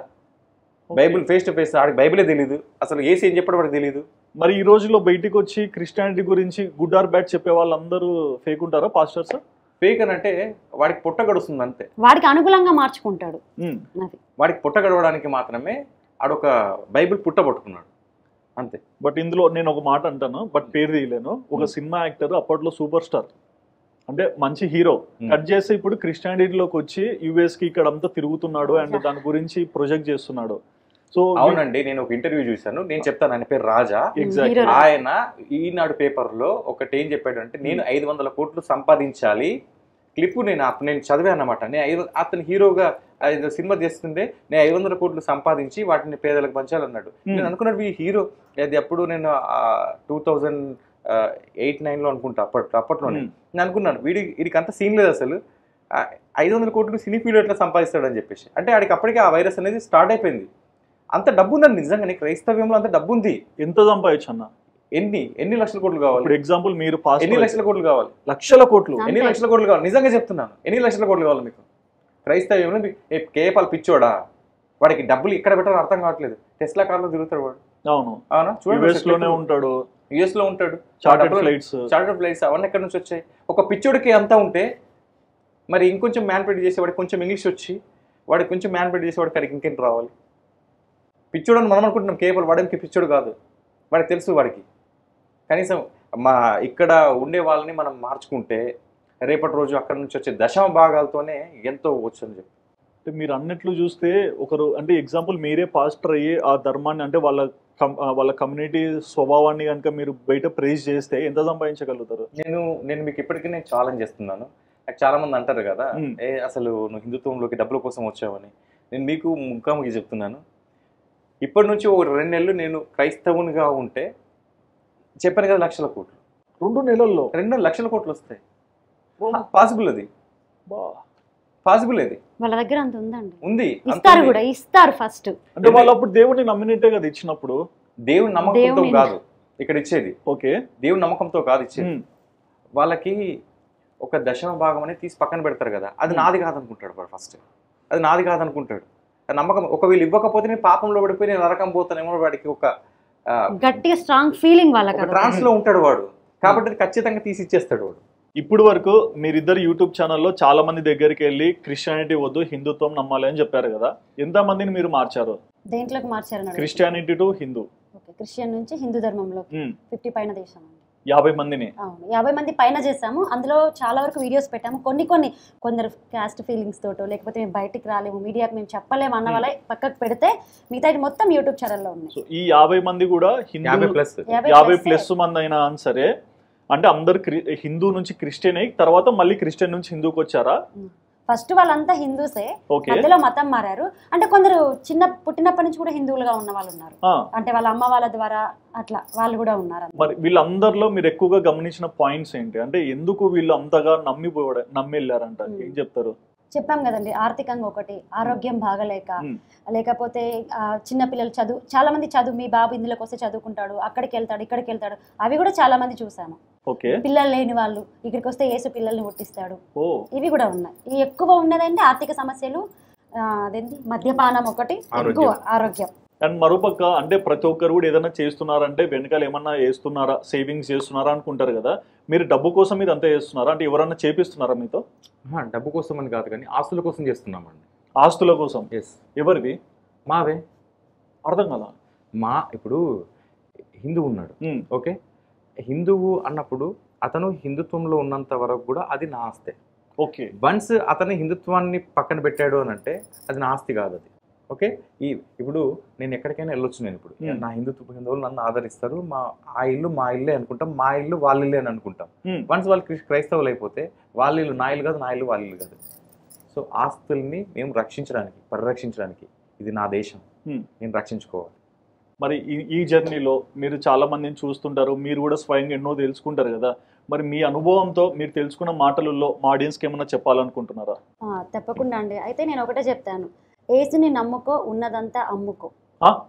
యేసుని నమ్ముకుంటే ఉన్నదంతా అమ్ముకున్నట్టే. ఓకే. అంటే యేసుని ఎప్పుడైతే నువ్వు నమ్ముకుంటావో ఉన్నదంతా అమ్ముకున్నట్టే, అంతే కదా. ఇప్పుడు మీ ఆస్తి అంతా ఎవరికైతుంది? దశభాగం రూపంలో తీసుకుంటారు, లేదా ఫ్లాట్లు రాయించుకుంటున్నారు, అన్ని రాయించుకుంటున్నారు. కాబట్టి యేసుని నమ్ముకోకండి, ఉన్నదంతా అమ్ముకోకండి. అంటే మీరు ఎప్పుడన్నా చూసారా ఇట్లా రాపించుకునే? ఆల్రెడీ వీడియో కూడా పెట్టాను నేను. అది ఓకే. ఒకరి వాళ్ళ భర్త ఫారెన్ లో ఉన్నప్పుడు వాళ్ళకి దశమ భాగం కింద 70,000 80,000 అట్లా పంపించేవారండి. పంపిస్తే అతను ఇండియాకి తిరిగి వచ్చారు. ఇండియాకి తిరిగి వచ్చిన తర్వాత ఓకే 2-3 సార్లు వెళ్ళారు, బీపీ హై అయిపోయిందట. ఆ బీపీ హై అయిపోయినప్పుడు మీరు ఏం చేస్తారు? హాస్పిటల్కి తీసుకెళ్తాడు. ఆ పాస్టర్ గారు ఎక్కడో ఉన్నాడు. ఆ అమ్మాయికి ఫోన్ చేసి ఏం చెప్పాడు? నీ భర్తను చర్చికి తీసుకుని నేను బాగు చేస్తా అని చెప్పాడు. ఆ చర్చికి తీసుకెళ్తే నేను బాగు చేస్తా అని చెప్పాడు. ఆ అమ్మాయి ఆ పాస్టర్ ఎందుకు బిలీవ్ బాగా నమ్ముతారు కదా పాస్టర్, చర్చికి ల్యాండ్ కూడా రాసిచ్చారు అప్పటికి. అయితే చర్చికి తీసుకొస్తే ఆ పాస్టర్ వెంటనే రావాలి కదా, 3 hours తర్వాత వచ్చాడు, చనిపోయాడు. ఎవరికైనా బాగలేదు అన్నప్పుడు నేను వస్తా, నేను ఒక 10 నిమిషాలు లేదా 5 నిమిషాలు వస్తా అని చెప్తారు. వాడు 3 hours అన్నప్పుడు అదే భర్తని ఆ అమ్మాయి హాస్పిటల్కి తీసుకెళ్తే బతికేవాడా లేదా? High BP.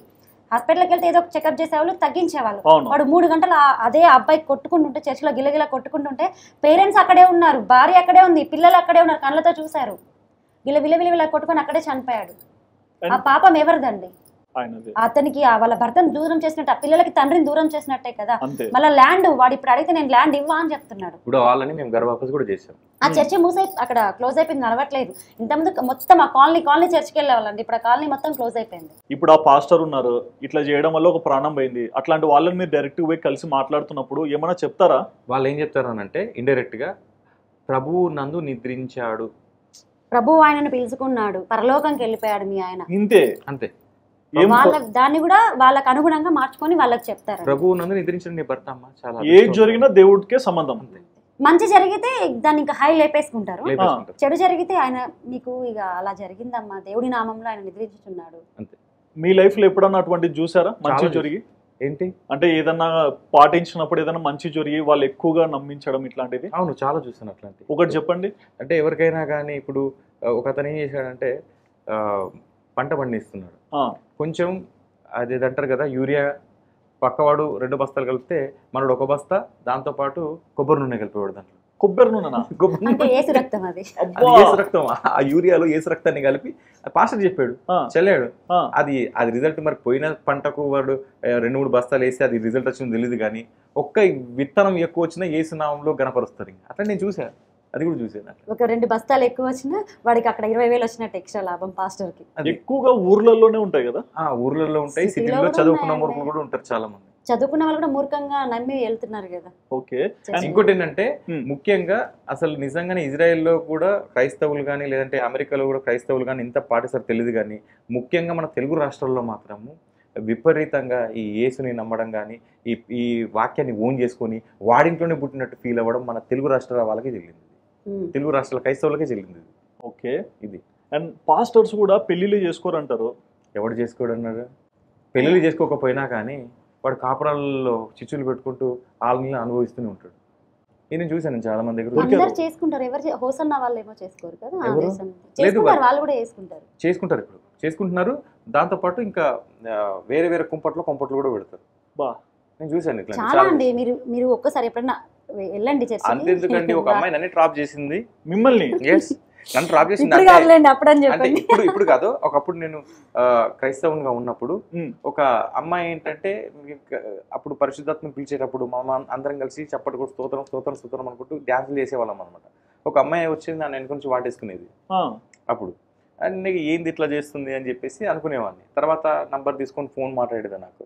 నేను కూడా మాట్లాడేవాడిని అమ్మాయితో. ఆ అమ్మాయితో మాట్లాడిన తర్వాత ఒకరోజు ఒక ముస్లిం ఫోన్ చేశాను నాకు. ఫోన్ చేసి ఆ పలానా అమ్మాయి నాది అన్నాడు.